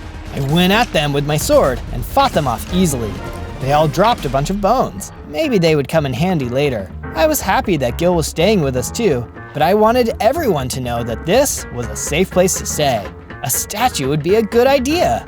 I came up with an idea, but I needed to gather some supplies first. I gathered a lot of kelp and even managed to find some sea cucumbers. Yes. Perfect! I knew I needed more for later, so I planted a few and then used the bones from the skeletons to make some bone meal. I fed the bone meal to the sea cucumbers. I won't be running out of those anytime soon. I went to work on the base of the statue. Can you tell what it's going to be? And if you like swimming along on our adventures, be sure to watch more of my videos by searching for Zozo. That's Z-O-Z-O. And subscribe too, since we sure would love to see you around here more often. On days 23 to 26, some skeletons attacked again. I wasn't too nervous though, they were easy to defeat. They dropped more bones, but I noticed that another one dropped some sea lanterns. Wow. This would be perfect to make the dome more bright. They were looking really good. I started to place them around the base and inside the dome. It was looking brighter already. I was outside looking for some more materials when a yellow fish swam up to me. Hello! Someone told me that this is a safe place to stay. My family was taken by the scuba diver, and I don't have a home to go back to. I knew exactly how this fish felt. Please, come in. You are more than welcome to stay here. The fish told me his name was Bubbles as we went inside. I started on making some better houses for Bubbles and Gil. They weren't anything fancy, but they were safe. I made sure to smelt some more glass so that we could expand the dome out. It was looking really great. On days 27 to 31, I went to chat with Gil. I wanted to know more about the item he had told me about earlier. My grandfather told me about an old wise turtle that was a protector of the reef a long time ago. But like now, humans kept invading, stealing fish away, and polluting the ocean. The turtle decided to go to Poseidon to bargain for an item that would protect them. In return, he crafted the turtle a special trident. Poseidon? No way! I know, right? Anyway, the old turtle takes this special trident, but Poseidon says it will only work for those who have pure intentions to protect the creatures of the sea. Makes sense. It gave the turtle the ability to call the lightning down and control the water. Wow! But the best part was the last gift it granted to the wielder, the ability to walk on land like a human if needed. That's amazing! So, where is the trident now? That's the tricky part. After the turtle passed on, so many fish and creatures wanted the trident for themselves. They fought over it. Because of their greed, it was broken into 3 pieces and scattered across the ocean. There are rumors as to where they are, but nobody has been able to find all of them. This was a lot to take in. My grandfather told me he had heard of one that was guarded by a shark near a shipwreck. It wasn't a lot to go on, but it was a start. I started out toward the shipwreck that Gil was talking about, though I was a little nervous about the shark. As I approached, I didn't see any shark. Then he came out from behind the hull of the ship. He's pretty big. I was nervous, but I knew I had a job to do, so I charged at the shark and attacked. He was taken aback and tried to get a hit in. He was a good fighter, but I wasn't doing too bad myself. After a minute, I could tell he was really struggling. I was about to make my final attack when he swam away. Okay. I wasn't expecting that. I went and looked around the ship, but it was empty. I was a little confused. I wonder where the trident piece could be. On days 32 to 35, I swam out of the ship, but I heard someone calling me. I looked down and saw some crabs hiding under some coral. I swam down to them. Hey, are you looking for the trident piece? Yeah, how did you know? We've seen a lot of fish come this way. Not nearly as brave as you. Most have retreated, but this isn't the ship you're looking for. So I gathered. All of a sudden, the crab shrieked and scurried away. I looked behind me and saw the scuba diver. You're not getting me today. Then he took out a harpoon and shot me. It paralyzed me and I sank to the bottom of the ocean. Oh no! I struggled but couldn't get out. Then I saw one of the crabs crawl out of the sand and give me a milk bottle, which cleared the paralysis effect. Go! I swam toward the scuba diver, creating a wall of bubbles so he couldn't see me. He dropped something, and I hurried to grab it before racing back to the crabs. Hurry, you can come with me. The crabs rushed out of their hole, and together, we hurried towards the base. On days 36 to 39, we arrived back at the base. I realized that I had picked up a flashlight. Maybe it would come in handy later. I started on a little house for the crabs to live in. They were super grateful that I had helped them. Hey, the ship you're looking for is sunken into the depths of the drop-off. At least that's what we've heard. This was great news. Except it's guarded by a huge monster. nobody has been able to get into the ship. Okay, less great news. But I needed to do some things before I left. I worked on the statue for a little while, planting new sea cucumbers as I went. It was starting to look a little more like what I wanted. On days 40 to 43, Gil told us that his friend Flo needed help. We invited her into the dome and heard her out. My friend Peach, she's a lobster. She was taken by some eels. They had been terrorizing her for food, but when she couldn't give them any more, they kidnapped her. I can help her. Just tell me where I need to go. Flo directed me to a small, sunken statue that the eels like to hang around. She's probably there. Please, go help her. I promised I would, and I headed out. I made sure to be stealthy as I went along. After a while, I saw the statue Flo had told me about. It looked like a human, holding some sort of bowl. Sure enough, there were a bunch of eels and a colorful lobster sitting in the bowl. I charged. Hey, you give her back! The eels reared up and went to attack. There were a lot of them, and they were getting hits in. I barely managed it, but soon after, they were all gone.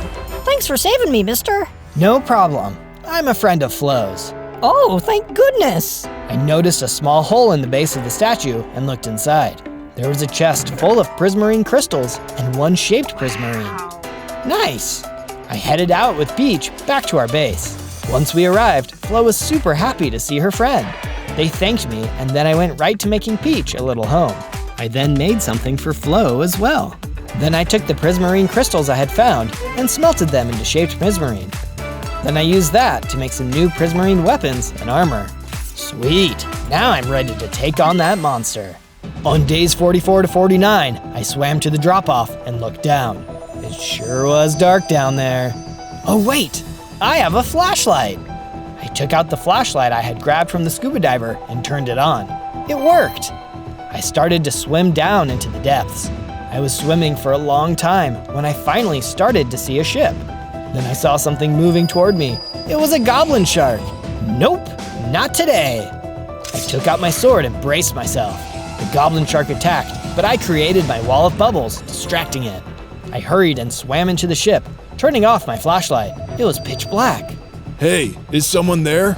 A voice was whispering from the corner. I didn't dare turn my flashlight on yet. I'm a friend. I'm looking for the missing trident piece.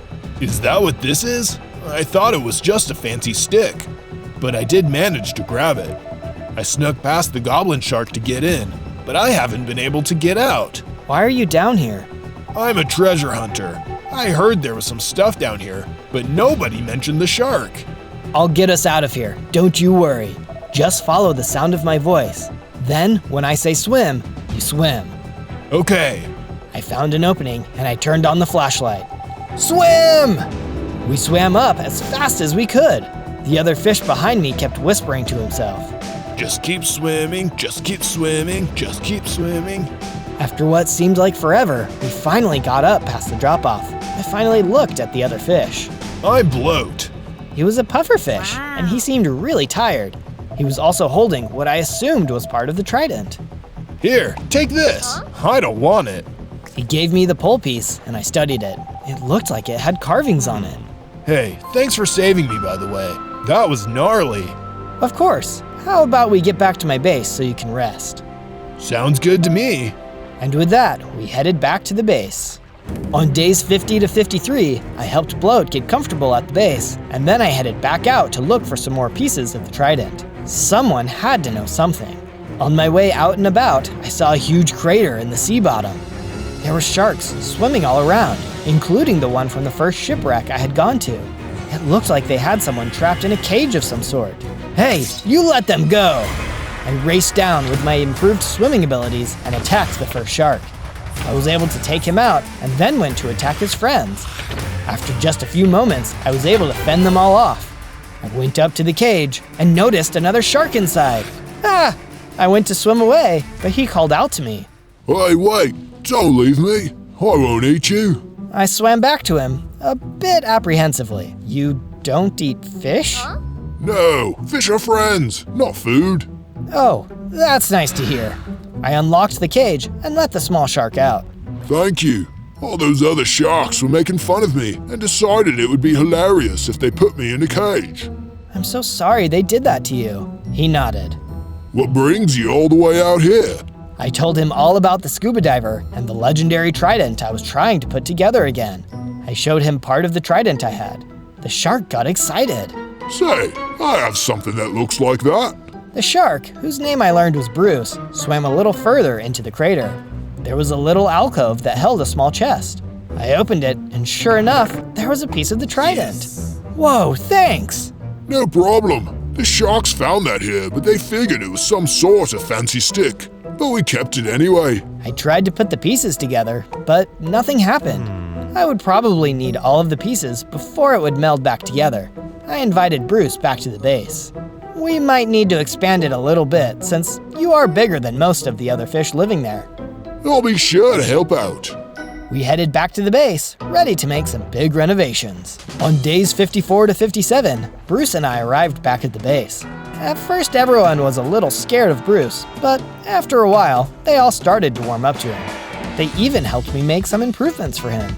We built another dome attached to the main dome. This way, people could have more space for themselves. I also made myself a little chest to store the trident pieces in. I didn't want to carry them all the time and risk someone stealing them from me while I was outside the dome. I was about to make some more improvements to the base when Dory swam right up next to me. Hello, could I get your help with something? Sure, Dory. What is it? Oh, I just forgot. She swam away for a little bit, then came back a moment later. I remember. Could you help me find some purple shells? Purple shells? Yes, it's very important. It was an odd request, but I decided to help her. We ventured out together and found a dozen or so shells in varying sizes. We went back to the base, and I gave Dory the shells I had found. What are they for? You'll see. She left for a while, and I thought she had completely forgotten about the shells. It wasn't until later that she swam back up to me. I have something for you. She held out a necklace made of some purple shells. Oh wow, thanks, Dory. I put it on. I actually felt happier. You're a good friend. Dory hugged me and then swam away. What a cute friend. On days 58 to 62, I gathered some more supplies for the statue. Flo and Gil even helped me with gathering and building some parts of it. It was looking really nice. We were heading back inside the dome when we noticed that there were some of the scuba divers' minion fish attacking the base. Get away, you traitors! I smacked them with my sword. I swam around and noticed that everyone was there except Bloat. I looked in his house and noticed a note. It was from the scuba diver telling him to look for the legendary item at the ship and to infiltrate my base. Bloat was a traitor! I hurried and went to the chest near my cave, and just as I had suspected, the trident pieces were gone. I went back to the base and told everyone that Bloat stole the trident pieces. Everyone saw how upset I was and started to all talk at the same time. It was a little too much for me, so I went into my cave to think. What am I going to do now? I looked at Bloat's note again and noticed something on the back. There was a map with a location circled. This must be where he's going next. I've got to stop him before it's too late. On days 63 to 66, I traveled to the location on the map.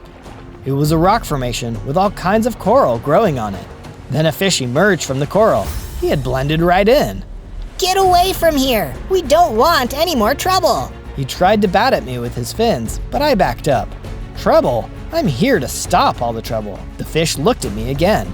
I'm looking for the third trident piece. I was led here with a map. Do you know where it is? Yeah, I do. But some other fish came by a little while ago asking the same question. In fact, some of them said they would be back. Just then, I saw the minion fish swimming up to us. I drew my sword. Stop bothering these innocent fish! I charged and attacked. Before long, they were all gone. That was impressive. I swam back to the camouflage fish. Here, I think you need this after that fight. He handed me a burger and said it was a Krabby Patty, whatever that was. Thanks. So, can you tell me where the trident piece is? It's hiding in the lair of the large glow squid. It's basically impossible to get to, but that pufferfish and his goons might have a chance. That must have been Bloat. The fish told me exactly where the lair was, and I swam as fast as my fins would go. On days 67 to 70, I made it to the lair of the large glow squid. It was an old underwater temple. Outside of it were some minion fish. They looked like they were guarding it. Then I saw Bloat and a few more minion fish emerge from the large cave. I charged at them. You traitor! I thought you were my friend! Bloat saw me and got scared. He tried to hide behind the minion fish, but I easily took a few of them out. Bloat tried to swim away, but I smacked him with my sword. He looked at me angrily, and then he puffed up. I felt a sharp pain in my side, and then I blacked out. On days 71 to 74, I woke up. I felt really sick, and there was a pain in my side. I looked and saw one of Bloat's needles lodged in between my stripes. I pulled it out and groaned. Ouch! I knew I needed to check the lair, so I swam down and saw an alcove with a chest. It was empty. Bloat must have gotten the item before I blacked out. I didn't have much strength, so I ate some kelp. I felt so sick and knew I needed to get back to the base to rest up. I made the long journey home, wondering what my next move would be. On days 75 to 78, I made it back to the base and rested for a little while. Once I was feeling more like myself, I made some improvements to the base. I added to the domes and made some lights. I also started on a new dome in case we had more fish arrive. I was about to clean out Bloat's little alcove when I heard a weird noise outside the dome. I went out to see, and it was Bloat! What are you doing here? I was trying to sneak back in to get some of my things. Get out of my way. You traitor, you aren't welcome here.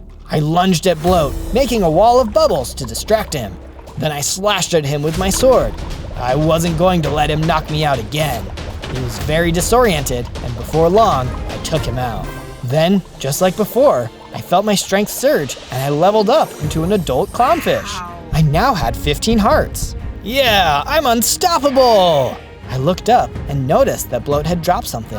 I was hoping that it was part of the trident, but it looked like a paper. He must have already given the trident pieces to the scuba diver. I looked closer at the paper and realized it was a map of where the scuba diver docked his boat. It looked like it was on a schedule and switched every couple of days. This is good information. Yes. I also checked out Bloat's alcove, and sure enough, I found some good stuff, like refined prismarine ingots and some healing potions. This is just what I need. I felt bad about Bloat, but ultimately, he had made his choice. Hopefully now, it would be easier to defeat the scuba diver. On days 79 to 84, I traveled to the next location where the scuba diver's boat was supposed to be. I looked around the seaweed field and there was no boat. I wonder where it could be. I waited it out for a little while, but then I noticed a little movement in the seaweed. I drew my sword in preparation, but then a little sea turtle popped out. Whoa, don't hurt me! I'm not going to hurt you. I'm looking for the boat that's supposed to be here right now. Oh yeah, that usually leaves here in the early morning, so you're late. Okay, well, I guess I should go track him down. Wait, could you help me first? Something fell out of the boat when the scuba diver left. I've been tracking him ever since he stole my dad. I think that it might be important. I felt sorry for this little guy. So many fish and sea creatures were suffering, just because the scuba diver was selfish. Of course I'll help. We looked through the seaweed for a little longer before I saw something partially buried in the sand. Hey, I found it! The little sea turtle swam over to me and we looked at the paper. It was a map, just like mine, with the boat docking locations, but there had been a change. The boat was heading for one other stop, and then, my reef! He'll be there in just a few days. I need to go back and warn everyone. I invited the little turtle to come along with me. I learned his name was Squirt. Thanks for helping me. No problem. We'll get your dad back, Squirt. We made our way out of the seaweed and back to the base. On days 85 to 89, Squirt and I were about to reach the base when Jacques waved me over. I swam up to him. I heard you needed some help. From who? It doesn't matter. I just hear these things. You need a way to get on the boat, right? Until I can find the trident, yeah. Jacques went into his hole and then pulled out some sort of helmet. This could hold you while you're out on the ship. Wow, this is actually really helpful, Jacques. Thanks. He seemed really pleased with himself, and I invited him to live at the base again. He finally agreed. He had a lot of stuff hidden in his hole, but after a few trips, he was settled in.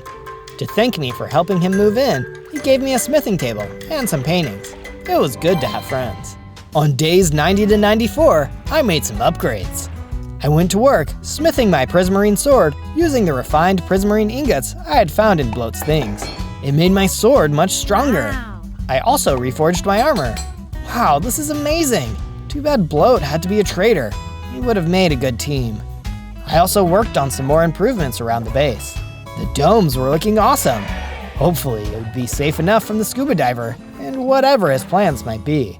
On days 95 to 97, we finally finished the statue.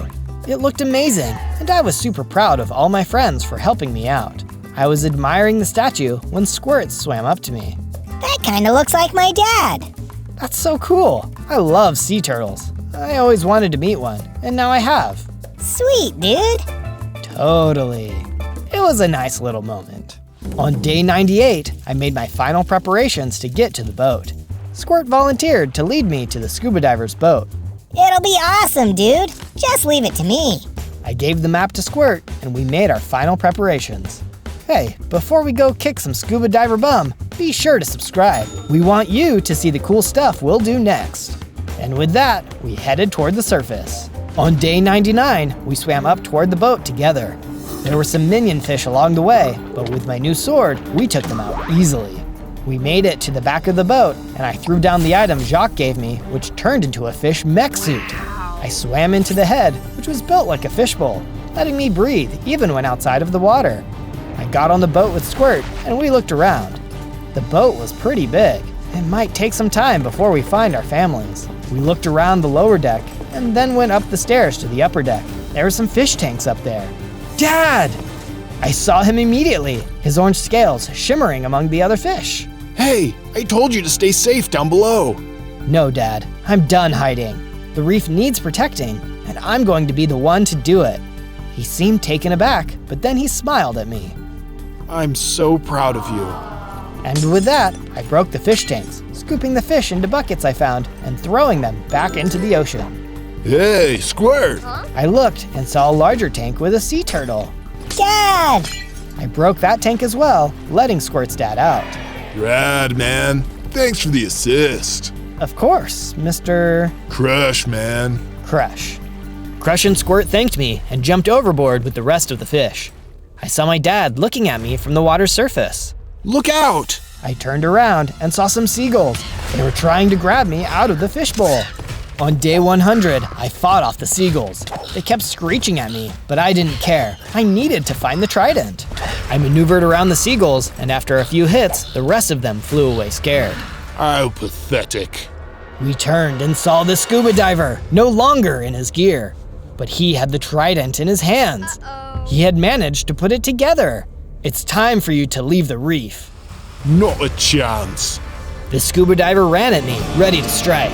I aimed for his hand that was holding the trident and hit him with my sword. He dropped the trident and I rushed toward it on the floor. All of a sudden, I felt an amazing power flow through my body. The suit powered up and grew in size. I felt so much stronger and faster. No! The scuba diver ran away toward a room. He shut the door behind him. Coward, come out and fight me. I thought he was trying to get away, but then I heard a loud noise.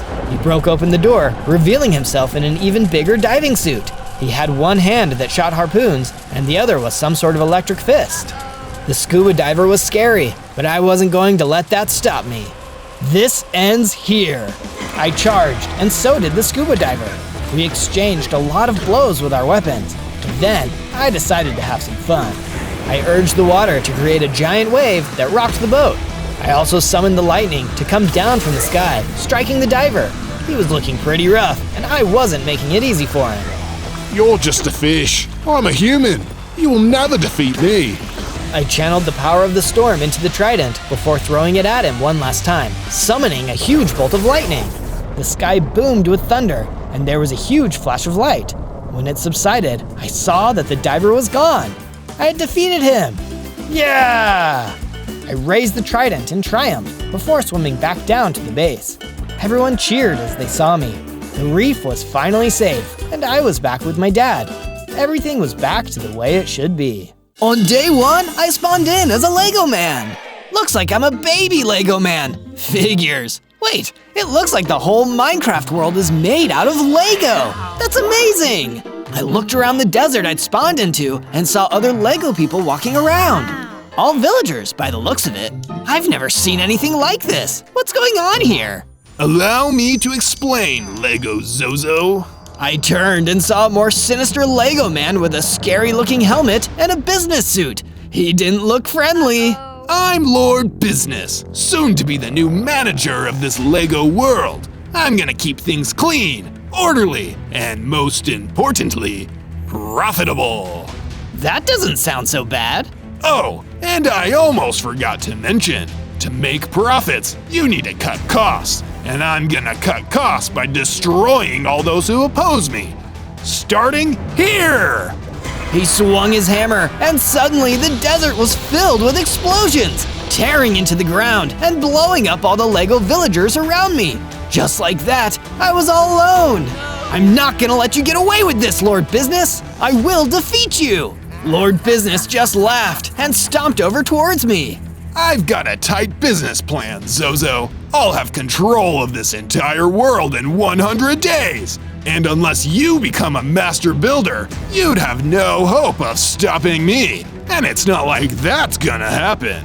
I wanted to fight back and defend myself, but I was just a baby and I didn't have any weapons. That's when a swarm of soul vultures appeared and started chasing me. All I could do was run. There's only one way out of this. I need to figure out what exactly a master builder is and become one in 100 days so I can defeat Lord Business and stop him from taking over the world. On day 2, after running for hours and hours, I ended up leaving the desert and entering the savannah. I may not have any weapons yet, but at least I'm tough. 5 Lego hearts? Even my health and hunger bar look like Lego pieces. And I'd need those Lego hearts because I still hadn't lost Lord Business's gang of nasty soul vultures. They were tough and fast, and I still didn't have any gear to fight them off with. Don't you guys have something better to do than hassle a baby Lego man? As the soul vultures got closer, I could feel my energy depleting. It was almost nightfall, and now I was really in trouble. Then, flaming arrows went flying through the sky. Someone was shooting at the soul vultures. The flames scared them, and the flock retreated. Someone had saved my life. That's when I saw a Lego villager hiding behind some cover. Thanks for saving my life, man. No problem. Name's Bruce. I'm part of the resistance against Lord Business and his evil plans. Wait, there's a resistance? Please let me in on it. I want to help defeat Lord Business too. Then you better follow me. It's dangerous to be around here at nightfall. Before we go, do you perhaps have any food? My Lego belly is starting to rumble. No problem, little man. Here are some cooked mutton Lego bricks. On day 3, Bruce and I went to a village in the middle of the savannah. The village provides cover for the resistance. All the key members are hiding out here. None of us want Lord Business to turn this world into his personal piggy bank. Bruce took me to a secret building in the middle of town where he wanted me to meet the resistance leader, an Egyptian illager named Osiris, sitting in a chair in his private library. Everyone was gathered around the table, so I sat behind it as well. It's nice to meet you, Mr. Osiris. I'm Zozo. Bruce told me you're the leader of the resistance against Lord Business. This is true. Bruce told me you wish to join us. That's also true. Lord Business attacked me when I first spawned, and he told me he's gonna take over the world in the next 100 days. I could only stop him if I became something called a master builder. Osiris seemed shocked. He stood up and came walking towards me. A master builder? He said those exact words? Master builder? Yeah, but I have no idea what it means. Do you know anything about master builders, Osiris? Legends tell of the master builders. They're Lego men who have mastered the sacred art of construction. Through training and special techniques, they can build anything. Some say they're so good at building, they don't even need to use weapons to fight. They can use building itself as a weapon. I jumped with excitement. Oh my gosh, that sounds incredible! How can I become one? It won't be easy, but it's possible. It will take training in the art of building, of course, but most importantly of all, you must be taught the secret techniques by the 4 master builders hidden across the world.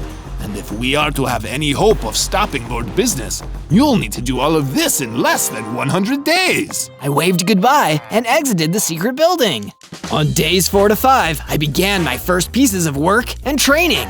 After all, I couldn't even think about seeking the other master builders until I'd completed some basic training.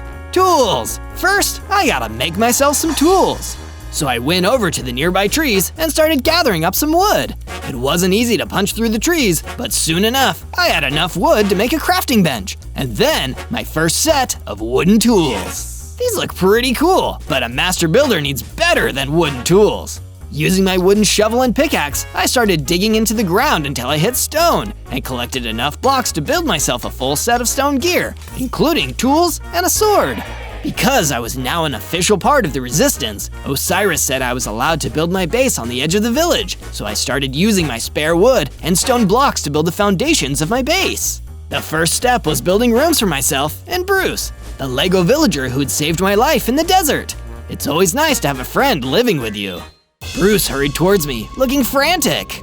Zozo, the building is gonna have to wait. I can see a bunch of zombies creeping towards us out of the savannah. We need to stop them. Luckily, I had my new stone sword, so I pulled it out and ran in, ready to kick some moldy zombie booty. You're messing with a future master builder here. You're gonna regret this. And they did, because it didn't take me long to defeat the zombies and return to my base, glowing with victory. That's when I started to change. I upgraded, getting bigger and gaining 2 hearts. 7 hearts? This is awesome! On days 6 through 8, I was wandering through the savannah until I reached a forest. I was collecting more wood for my base when I saw a wooden villager being attacked by this big and ugly looking bug called a sectoid. But the wooden villager was fighting back, building walls between him and the attacking sectoid. I've never seen anyone fight like this before. Maybe That's when the wooden villager noticed me. Are you gonna stand there all day, son? Or are you gonna give me a hand with this thing? Oh, right, sorry. I ran in with my stone sword and joined the fight. The sectoid was tough, but with me and the wooden villager working together, we had a chance. Every time the sectoid tried to attack me, the wooden villager quickly built a little wall between us. Soon enough, the sectoid was exhausted and confused, and I was able to defeat it with my stone sword. He dropped some string. I guess it makes sense. He did look a bit like a spider. All that was left was me and the wooden villager. I wanted to know more about his special fighting skills. Thanks for the assist, kid. Who are you? I'm Zozo, and who are you? I'm Master Red. Wait, Master? As in Master Builder? Can you help me learn to be like you? Sure thing, kid. Your training starts now. You're gonna help me chase a soul eater out of a cave near here. Sounds like a plan, Master. Let's go. On days 9 to 10, Master Ren and I made our way through the forest until we found the cave he told me about. Before we go in, Master Ren, what's the first lesson? How can I fight like a master builder? The first technique is the one you saw me using in the woods, kid. When your opponent tries to attack you, you build a wall between you and them. Okay, I think I'm ready. Let's do this. I followed Master Ren into the cave, where the Soul Eater was waiting. It was even bigger and scarier than I thought it'd be, and the second it saw us, it flew towards us. Now is the time, Zozo. Try out the technique I taught you. But with the Soul Eater charging towards me, I panicked. I couldn't help it. I tried to build the wall between us as quickly as I could, but the Soul Eater just flew over the tiny barricade and started attacking me. In one strike, I lost a bunch of hearts. Uh-oh, I need to get out of here. I ran out of the cave and Master Ren followed me. Felt so embarrassed to lose in front of him like that, but he didn't seem to mind. Perhaps I will need to train you more cautiously, young Zozo. How about you come stay at my base? You can train me more there. That sounds like a good idea to me. On days 11 to 12, I returned back to my base with Master Ren and started adding another floor to the base. This way, he can have his own room. I hope this is to your liking, Master Ren. Well, it's clear you have much to learn in the way of building. But thank you, Zozo. It'll do. While Master Ren was resting up, I decided to put my building skills to good use. I created a custom crafting room where I could perfect my crafting skills and store my creations. By the time I was done, I saw that Osiris had arrived at my base, and he had something to tell me. How's the training going, Zozo? It's, going. What's up? I figured it was finally time for me to tell you about what's really going on and why Lord Business is doing everything he's doing. You see, creativity is a wonderful thing, and it's a skill that all master builders are required to develop. But the purest kind of creativity is the kind used to make people happy. The darkest kind is the one that Lord Business has fallen prey to. Creativity to satisfy greed. All he cares about is money, and everything that people create, he seeks to own, and he's willing to destroy anyone who gets in the way of his bottom line. After hearing this story, I went out into the forest and gathered more sticks and wooden blocks. I made a little fenced-up area in the backyard of my base and herded some cows into it. as well as making a small wheat farm alongside it. If I'm gonna become a master builder, I need to be able to build everything. On days 13 to 15, I approached Ren, who was practicing in an archery range I had built for him on the other side of the base. Hey Ren, I was wondering, do you know other ways I can improve my building abilities? Well, I suppose there is this handy tool I usually use. It's called a builder's wand, and it lets you build much faster by extending connected block faces. What? You didn't think to mention this before in the cave? Well, I have been known to be a bit forgetful here and there. Here, have one. Ren tossed out the wand for me. Thanks. Well, hopefully you can remember anything about master builders since, you are one of them. Osiris said something about there being 4 master builders out there, and I've only found you. Perhaps your best bet is searching the snowy tundra. I've heard tales of mysterious buildings popping up there. It could be the work of a master builder. Then I guess the snowy tundra is exactly where I'm heading. Word of advice, Zozo. Build yourself a bow first. You never know when it'll come in handy for you. Before setting off for the snowy tundra, I tested out the builder's wand, and sure enough, it makes building walls much easier. This tool is really useful. I also followed Ren's advice and made myself a bow, just in case. All I needed were some feathers, and luckily there were a few chickens around, so I could craft the arrows as well. Better to have a bow and not need it, right? I made my way across the map to the snowy tundra. Part of me hoped I'd find the next master builder waiting for me, but it turned out that the snowy tundra was huge. It'd take me forever to find someone here. But it didn't take long for a mutant snow golem to find me and start attacking. You must work for Lord Business. Jeez, is there anyone outside the village who doesn't work for that guy? I tried my best to use Master Ren's technique, building walls in front of the attacking snow golem, but he was still too fast for me, even with the builder's wand. In the end, I kept my distance and finished him off with the bow.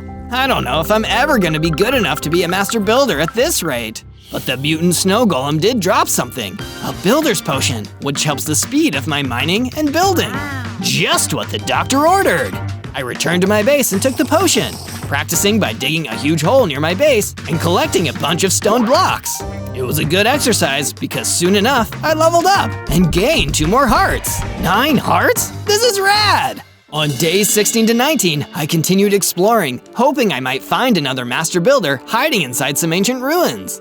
This place is so old and spooky. It seems just like the kind of place an old master would hang out. But I was half right. I didn't find a master builder here, but I did find an ancient sign that might lead me to one. It read, "He who seeks to reach the peak of skill must climb to the peak itself. A master dwells where the air is thin." Thin air. Peaks? That sounds like a mountain. I know where I need to go now. But I couldn't celebrate too quickly. A group of Barakoa ancient people sent by Lord Business had cornered me. I needed to think fast. What would a master builder do? That's when I had an idea. Using all the stone I'd mined in the days before, I quickly ran around the group of Barakoa, building a wall around them that boxed them all in. It was quite tricky because they were surprisingly fast for their short stature. Eventually, I did succeed in boxing them in though.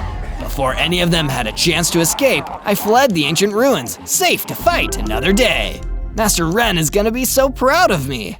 On days 20 through 22, I was making my way through the forest, gathering up materials to prepare for my journey into the mountains. These mountains are treacherous. I should really upgrade my gear before I go.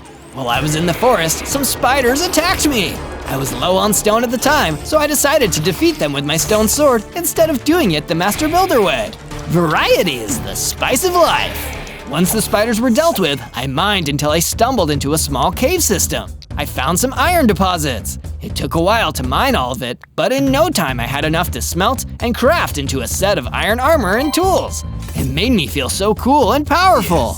Maybe it's time for me to pay my old enemy a visit. With my new tools and my new power, I went back to the cave where I'd almost been defeated by the Soul Eater. But this time, it was going to happen the other way around. Come get me, Soul Eater. I'll give you something to chew on. I decided to go for a mix of standard and Master Builder tactics. As the Soul Eater flew towards me, I used my skill to quickly build a wall around the Soul Eater, trapping him in place. But there was no time to waste. I pulled out my new iron sword and one-shotted the Soul Eater right in the head. How do you like me now, you cave-dwelling meanie? Having fun, Zozo? I turned and saw Lord Business standing at the cave entrance and staring at me. Lord Business, what are you doing here? Watching your pathetic attempt to become a master builder. You really think you can make a difference? You're not special, Zozo. And believe me, when my factories are complete, we'll never need people like you to make anything ever again. And with that, he disappeared. Factories? That doesn't sound good. On days 23 to 26, I returned to my base, eager to tell Master Ren that I'd used my new skills to take down the Soul Eater. This is an amazing development, Zozo. I'm proud of you. Thanks, Master Ren. I couldn't have done it without your help. I have a reward for you. A special schematic for a new tool I've built. I think you'll find it quite useful. Master Ren gave me a book full of instructions, and I went into the crafting room to begin building. By the time I was done, I had a multi-tool. One tool that can be a pickaxe, a shovel, an axe, a sword, and a hoe, all in one. This is a perfect tool for a master builder. I then used my new iron multi-tool to clear the mess we did outside the base. I also used it to gather some more food. I then took some time to build a wall around my base. Now nobody with bad intentions could get in. On days 27 to 31, I decided to finally follow the instructions I saw in the ancient ruins. As I arrived at the ruins, I saw the Barracoa were gone, so I made my way up into the mountains. It was dark, cold, and difficult to climb, but it was worth it if it'd make me be a better builder. I couldn't see any mobs, thankfully, but I was so high up that if I fell, I probably would have been done for anyway. Then, without warning, an Iceman landed on the ground next to me. Who goes there? What? Where did you come from? That doesn't matter. Why are you invading my domain, stranger? I'm Zozo, and I swear I didn't mean to intrude. I just came here to look for a master builder. Then you found him. I'm Master Frost, the master builder of the mountains. That's when I saw how Master Frost had gotten the jump on me. He'd immediately built a staircase behind me and used it to attack me from above. He really was a master builder. Want to come back to my base, Master Frost? I'd love to learn from you. I can even make you your own room. Sure, why not? It's been a while since I've taught a young whippersnapper in the tricks. While we made our way back to my base, we came across a rainbow tree. Frost built some stairs so I could reach the top, and I mined some unique material with my multi-tool. Super colorful rainbow grass blocks. I returned to my base afterwards and built a new room for Master Frost, even giving him a window made from rainbow glass blocks. It was almost done when Bruce approached me in a panic. Zozo! Lord Business has sent some minions to attack the village. We need your help immediately. On days 32 to 35, I rushed into the village with Bruce, ready to defend it from whatever attack Lord Business had unleashed on us. But I wasn't expecting to see a gang of ender creepers crawling all over the village. The whole village was completely overrun by creepers. They were chasing innocent villagers all around the village. Oh no! Looks like Lord Business really took his evil up a notch. Knowing it was dangerous to take on the ender creepers up close, Bruce and I pulled out our bows and started shooting the ender creepers, trying to take them out before they exploded. We had to be extra careful, but with the help of Bruce, we managed to get a lot of them. A few unfortunately slipped through the net, with awful consequences. Bruce suddenly looked towards Osiris's secret base. Zozo, look! They're cornering Osiris! Bruce was right! Osiris was being cornered by an ender creeper, slowly creeping towards him. We heard him beg for mercy. No, please don't do this. Before we could get close enough to save the Resistance beloved leader, we heard it, a Lego boom! The ender creeper exploded, setting off a chain reaction that blew up a bunch of the other houses. The whole village was in ruins. We rushed to check out Osiris's secret base, but all we saw was smoke rolling out. He was gone! Osiris, no! There was so much left unsaid between us! Come on, Zozo, we can mourn later. We need to stop these heavy creepers before they can do any more damage. It didn't take us long to defeat the rest of the ender creepers, but with Osiris gone, our morale had taken a serious hit. On days 36 to 39, I decided I needed to search further if I wanted to find the third and fourth master builder. That's why I traveled all the way to the Ice Spikes, a scary and desolate land even further away than the snowy tundra. Master builder! Is there a master builder anywhere? I soon came across a Viking villager named Olaf. He was camping in one of the Ice Spikes, eating a Lego apple. He looked exhausted. You okay there, buddy? Oh yes, just taking a breather. You wouldn't happen to be a master builder, would you? No, afraid not. I'm just a Viking. But I can tell you where to find a master builder if you help me deal with a little problem I'm having. That sounds awesome. What do you need? There's a bad snowman around here I've been trying to destroy, but I'm having an off day. If you can take care of him for me, I'll give you the information you need. Deal. I wandered around the ice spikes until I found the bad snowman that Olaf had warned me about. Thankfully, I still had plenty of energy, so I pulled out my multi-tool sword and took him by surprise. Don't mess with this, Lego man. That's no joke. He even left a few carrots and snowballs in his chest. Maybe the Viking will want to play a snowball fight with me. I returned to the Viking and told him the good news. The bad snowman had been defeated. Finally! I thought I'd never get to leave this stinking place. Yeah, the snowman even left a few snowballs behind. Wanna play a snowball fight? No thanks. I'm too old and tired for such games. Oh, okay. So how about the master builder? Where can I find the next one? I heard there's one of them hiding out in the swamp, but he likes his privacy. No offense, but you should probably get better before you go see him. If you're not experienced enough, he'll think you're just wasting his time. On days 40 through 43, I returned to the base. Walking through the rubble the creepers left behind reminded me of the loss of our great Osiris leader. This is no time for sadness. I'm ready to practice and improve my building skills, so one day I can have my vengeance. I added some new furniture to the base, along with some bookcases that helped me study the craft of master building. Master Ren approached me midway through my renovations with a new request. Zozo, my student, Lord Business's latest creeper attack on the village has destroyed many homes and left many Lego villagers homeless. You should do them a kindness and make room in your base for them to live in the meantime. Master Ren made a good point. I invited in the homeless Lego villagers and started building another level to my base, complete with beds for them all to sleep in. Just as I finished, Master Frost came to me with an urgent message. I'm sorry to interrupt you, Zozo, but I've received some vital information. Some of my allies have followed up on the lead for one of Lord Business's factories. I need you to investigate and find out what's going on. It's also the perfect time for you to test out my attack from above technique. Of course, Master Frost, I won't let you down. On days 44 to 49, I followed Master Frost's instructions until I reached the factory. It was a spooky looking building, so harsh and out of place in this fun Lego world. I need to stop this madness as soon as possible before it ruins the whole world. I crept inside, trying to stay hidden. But while I may have gotten really good at building, I was kind of terrible at creeping because Lord Business noticed me immediately.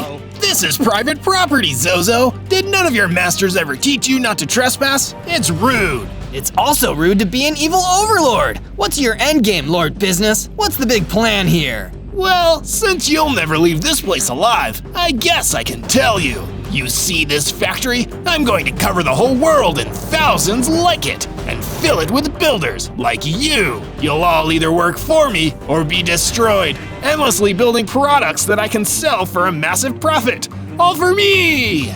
You'll never get away with this! I won't let you! You don't have a choice. Remember the golden rule. He who has the gold makes the rules. Speaking of which, meet a friend of mine, the Gold Warrior. A gold warrior stepped out from the darkness, ready to fight. Get rid of him.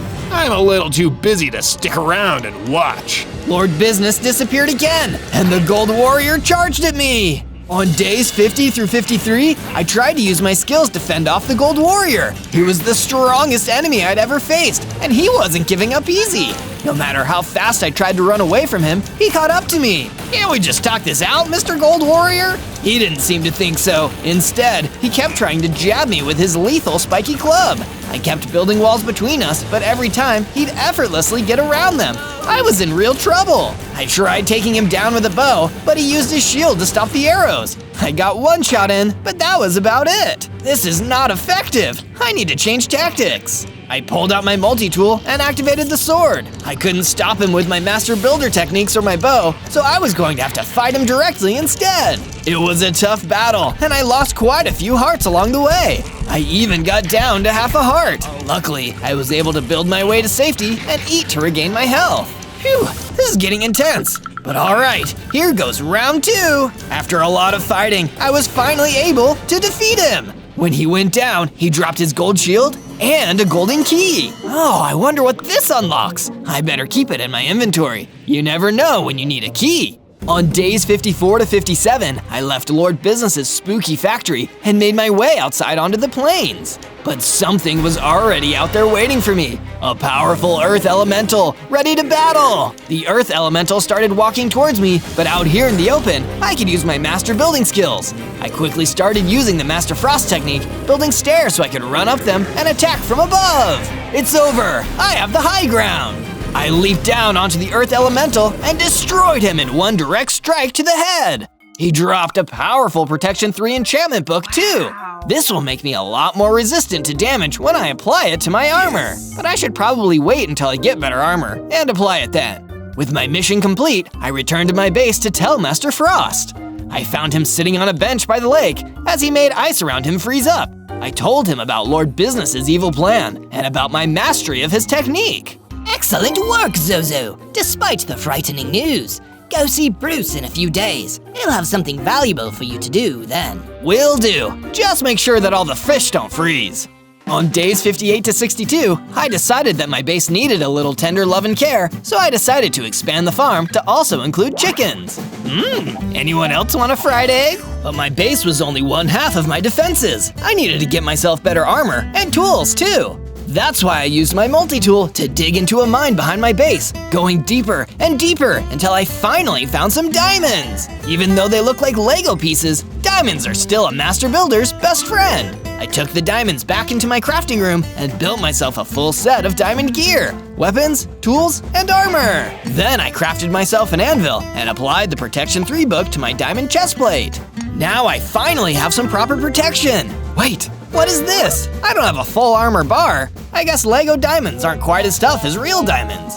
After all that hard work, I built and added a new floor with a lounge and a small terrace to my base, so I could finally put my feet up and relax. I just knew it wouldn't last for long. On days 63 to 66, I approached Bruce the Lego villager and asked him what he had for me. I've been closely observing your progress, Zozo, and I believe you finally have what it takes to meet the next master builder. I've marked out the swamp where he lives on your map.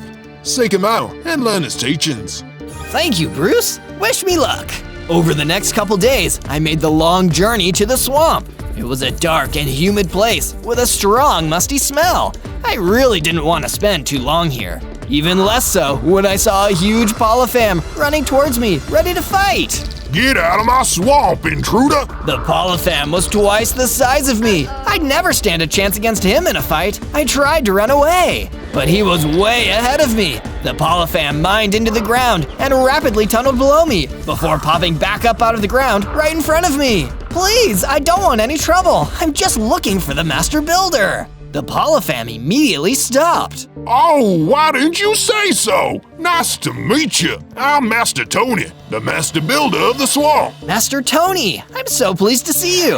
I was told you didn't like visitors. Normally I don't, but today I need a hand. I've got a monstrous swamp leech infestation. If you help me with that, I'll teach you a thing or two. On days 67 to 70, I followed Master Tony deeper into the swamp to help him take on his monstrous swamp leech problem. Being a master builder, I'm pretty strong, but leeches have always squicked me out, so I appreciate your help on this. It didn't take us long to find the leech infestation. I didn't want to get too close either. They looked pretty freaky, so I pulled out my bow and picked them all off at a distance, one arrow at a time. Leeches, be gone! Whoa, I should have been a pest controller. Great job, Zozo. I'm glad I don't need to look at those nasty things anymore. Happy to help. Now, how about that technique? Master Tony was a man of his word. He showed me how he'd mastered the combat tunneling technique, how you could use your pickaxe to dig into the ground to escape, or create pits for enemies to fall into. This is awesome! I only need to learn from one more master, and I'll be a master builder myself! On days 71 through 74, while searching the plains, I found an entrance leading to some kind of bunker. What could have been inside? And if you like crazy mysteries and wild adventures, you should search for more Zozo videos by typing ZO into your search bar. I prepared my diamond sword and climbed down through the door. It looked like some kind of secret bunker underneath, filled with bookshelves and books all marked factory plans. Wait, this place must be owned by Lord Business! Clever observation, Zozo! Lord Business suddenly came out of the secret bookshelf entrance and swung at me with his netherite sword. I barely dodged in time.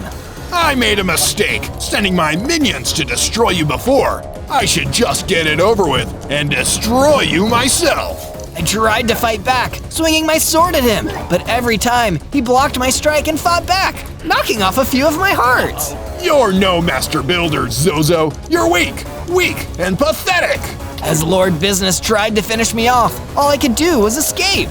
In a frantic panic, I built a wall between him and myself and made my way out of the bunker while he broke through it. I wasn't strong enough to beat him. All I could do was run, but at least I escaped. This time anyway. On days 75 through 78, I continued making improvements on my base. It was one of the tallest and most impressive bases I've ever made, so I decided to build downwards too. That's why I made a cozy basement to hold extra supplies. I even installed a few beds just in case. Just as I was finishing up, Master Frost approached me with a gift. Zozo, I just wanted to tell you, I'm so proud of all the work you're doing. Nobody is fighting back against Lord Business as hard as you. I wanted to give you a gift as a token of my thanks. It's a potion of strength I brewed for you. Wow, thanks, Master Frost. I can't wait to try it. I drank the potion and felt myself getting bigger and stronger by the second. By the time the transformation was done, I was a full-grown Lego man with 12 hearts. Let's see Lord Business try to take me on now. On days 79 through 84, I decided to travel for a bit to flex my new strength and master builder abilities by taking on some bad guys in the forest. Lucky for me, a gang of bad guys weren't hard to find, as when things got dark, the woods soon became filled with angry skeletons. You guys have got to go down, no bones about it. They didn't appreciate my bad pun. Instead, they attacked me. I decided to put all my master builder skills to use in stopping them. First, I used Master Frost's technique. I quickly made a stairway and climbed to the top to get away from them. Can't get me up here. Then, I used Master Tony's special technique. I leaped down onto the ground from above and started digging until I formed a big, square hole in the ground. It didn't take long for the skeletons to follow me and fall in as I climbed back out. Then I capped it off with Master Ren's technique and built a roof over the pit where all the skeletons were trapped, sealing them away forever. Wow, I'm almost a master builder. It's true, and I like your style, Zozo. I turned and saw that an Egyptian jackal had been standing there and watching me the whole time. He seemed impressed. I'm Master Joey, the final master builder. I hear you've been looking for me. You heard correctly, Master Joey. Can you teach me your special technique so I can finally become a true master builder? I won't give you a technique, Zozo, but I will give you a tool. The hammer. When you need it to destroy blocks in a hurry, you just can't beat it. Congratulations, you're a master builder now! On days 85 through 89, I came back to my base with new tools and new knowledge, only to find that we were under attack from a horde of spider creepers. They were crawling all across the village and exploding, destroying chunks of the buildings. I was terrified they would go for my base and the people inside. I can't let you do this. One of the spiders came crawling towards me. Fortunately, Bruce came out of one of the buildings with his bow, helping me fight back. Don't worry, Zozo. You won't need to fight alone. I've got your back. So we fought together, taking on and taking out most of the spider creepers until the rest ran out into the savannah. I've got to go get them. I can't let them get away this time. But as I tried to chase the fleeing group, I saw a baby Lego villager being chased by a spider creeper. I needed to save him. Don't worry, baby, I'll save you. I pulled out my diamond sword, charged in, and defeated the spider creeper. Thank you, Zozo. You saved my life. On days 90 to 94, after saving the Lego villager baby, I ran into the forest to chase the fleeing gang of spider creepers. You creeps are gonna pay for what you did to the village. I chased them until I saw that they were trying to hide in a nearby cave, but it was too late. I already saw them. I ran in, ready to fight with my diamond sword, until I noticed that I'd been lured into a trap. There was an ender creeper waiting for me, and he was wearing a name tag. It read, Vice President to Lord Business. Uh-oh, I guess you're not gonna be easy to fight then, are you? The ender creeper, VP, didn't even reply. He just came running at me, and I began to panic. Better use my Master Builder skills! I couldn't make a staircase in the cave, but I could still use Master Ren's technique and make a wall. I quickly built one up between us, but VP teleported right through it and hit me, knocking off a few hearts. Looks like this is gonna be my hardest battle yet! On days 95 through 97, the battle raged on. VP truly was the toughest enemy I'd ever fought, and often when I tried to hit him, he teleported out of the way. Why won't you stay still and fight fair, VP? You're the VP of being a lousy cheater. Being an Ender Creeper, he also had the ability to teleport lit TNT right on top of my head. Oh man, I've got to be careful and dodge his falling TNT. That's when I figured out the perfect method of stopping him. I used Master Tony's technique and created a hole, tricking the Ender Creeper into falling into it. After that, all it took was one strike from above to destroy the Ender Creeper. He even dropped a banana wabba brick, one of the strongest unbreakable pickaxes in the world. So of course, I grabbed it. In that moment, I had a vision, revealing the truth about Lord Business. Once, he also wanted to be a master builder, and he sought out the secrets to learn the knowledge and the techniques. But in the end, it was never meant to be. He was too greedy and impatient to truly learn. So instead, he decided he'd make others do the work for him and just take all the money. If Lord Business never even fully gained his master builder skills, maybe I really will be able to finally defeat him. On day 98, I prepared for the final battle, mining to gather extra blocks that I could use in the fight. Before I could leave, each of my friends came to offer words of encouragement. First, Bruce, the Lego villager. You're one of the strongest fighters the Resistance has ever had, Zozo. I just want you to know, no matter how this ends, it's been an honor serving with you. Then came Master Ren. You have learned the ways of the Master Builder, Zozo. Remember them and use them wisely. And even Lord Business won't be able to defeat you. And finally, Master Frost. Be creative, Zozo. That's the most important thing. And it's something you're brilliant at. Lord Business will never be able to take that away from you. Hearing all of this made me finally feel ready to take on the evil mastermind behind it all. On day 99, I made my way to Lord Business's business base, where I was sure to find him. On the way there, I saw a Lego kid playing in the savannah. I believe in you, Zozo! You're my hero! Thanks, kid. I'm gonna try my best. But when I arrived outside the business base, I noticed that it was heavily guarded by a gang of soul vultures. Oh no, how can I fight all of these, then take on Lord Business? I'll be outmatched. That's when Master Tony the Polypham suddenly appeared. Don't you worry, buddy. I'll take care of the soul vultures. You get in there and take that businessman down.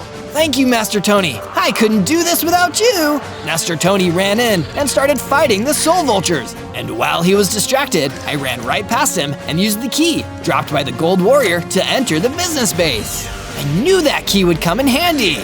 On day 100, with my tools gathered and my master builder status secured, I entered the inner sanctum of Lord Business's business base. The place was huge, with tall walls and a massive fountain in the middle. I proceeded forward through a treasure room filled with gold piles. He was waiting for me on the other side of the room, sitting in his giant golden throne, laughing evilly. So you're finally here, Zozo, but I'm afraid you're already too late. It's never too late. Ha! That's what you think. My forces are ready to roll out, and they follow only my command. This whole world will be turned into one giant corporation, and I will be the CEO. Only a master builder could stop me now. That's the thing, Lord Business. I am a master builder. I pulled out my hammer and prepared to battle the evil businessman for the sake of the world. He jumped off his chair, wielding a netherite sword, and tried to attack me. I quickly built a wall between us, and anytime he knocked the wall down, I built another. Aren't you even going to fight back, Zozo? This is pathetic. I am fighting. I'm fighting like a master builder. I blocked myself into the treasure room while Lord Business was breaking down my wall. I quickly started building a staircase. As he broke through, I leapt down onto him and hit him. No, no fair! You'd know these techniques if you ever bothered to learn them, Lord Business. And you'd know this technique if you had money. Ender Creepers, attack! Lord Business pulled a dirty trick. Doors around the room opened and heavy creepers started piling in. He was going to blow me sky high. Face it, Zozo, you're outnumbered and outgunned. I've won. Not yet, you haven't. It was time to put all my training to good use for one last move. While the heavy creepers chased me, I mined a huge hole into the ground with my hammer. I pushed Lord Business into the hole. I looked at the creepers and they followed me as I jumped into the hole. Zozo, what are you doing? Finishing this! As Lord Business and the heavy creepers scrambled around, trying to grab me, I placed down the ladders and climbed out of the hole. Zozo, you fool! Let me out of this pit! The heavy creepers will explode! It'll destroy us both! Not quite, Lord Business. Boom! They all exploded, destroying Lord Business with them as I ran from the room. It was finally over. I'd become a master builder and saved the whole world.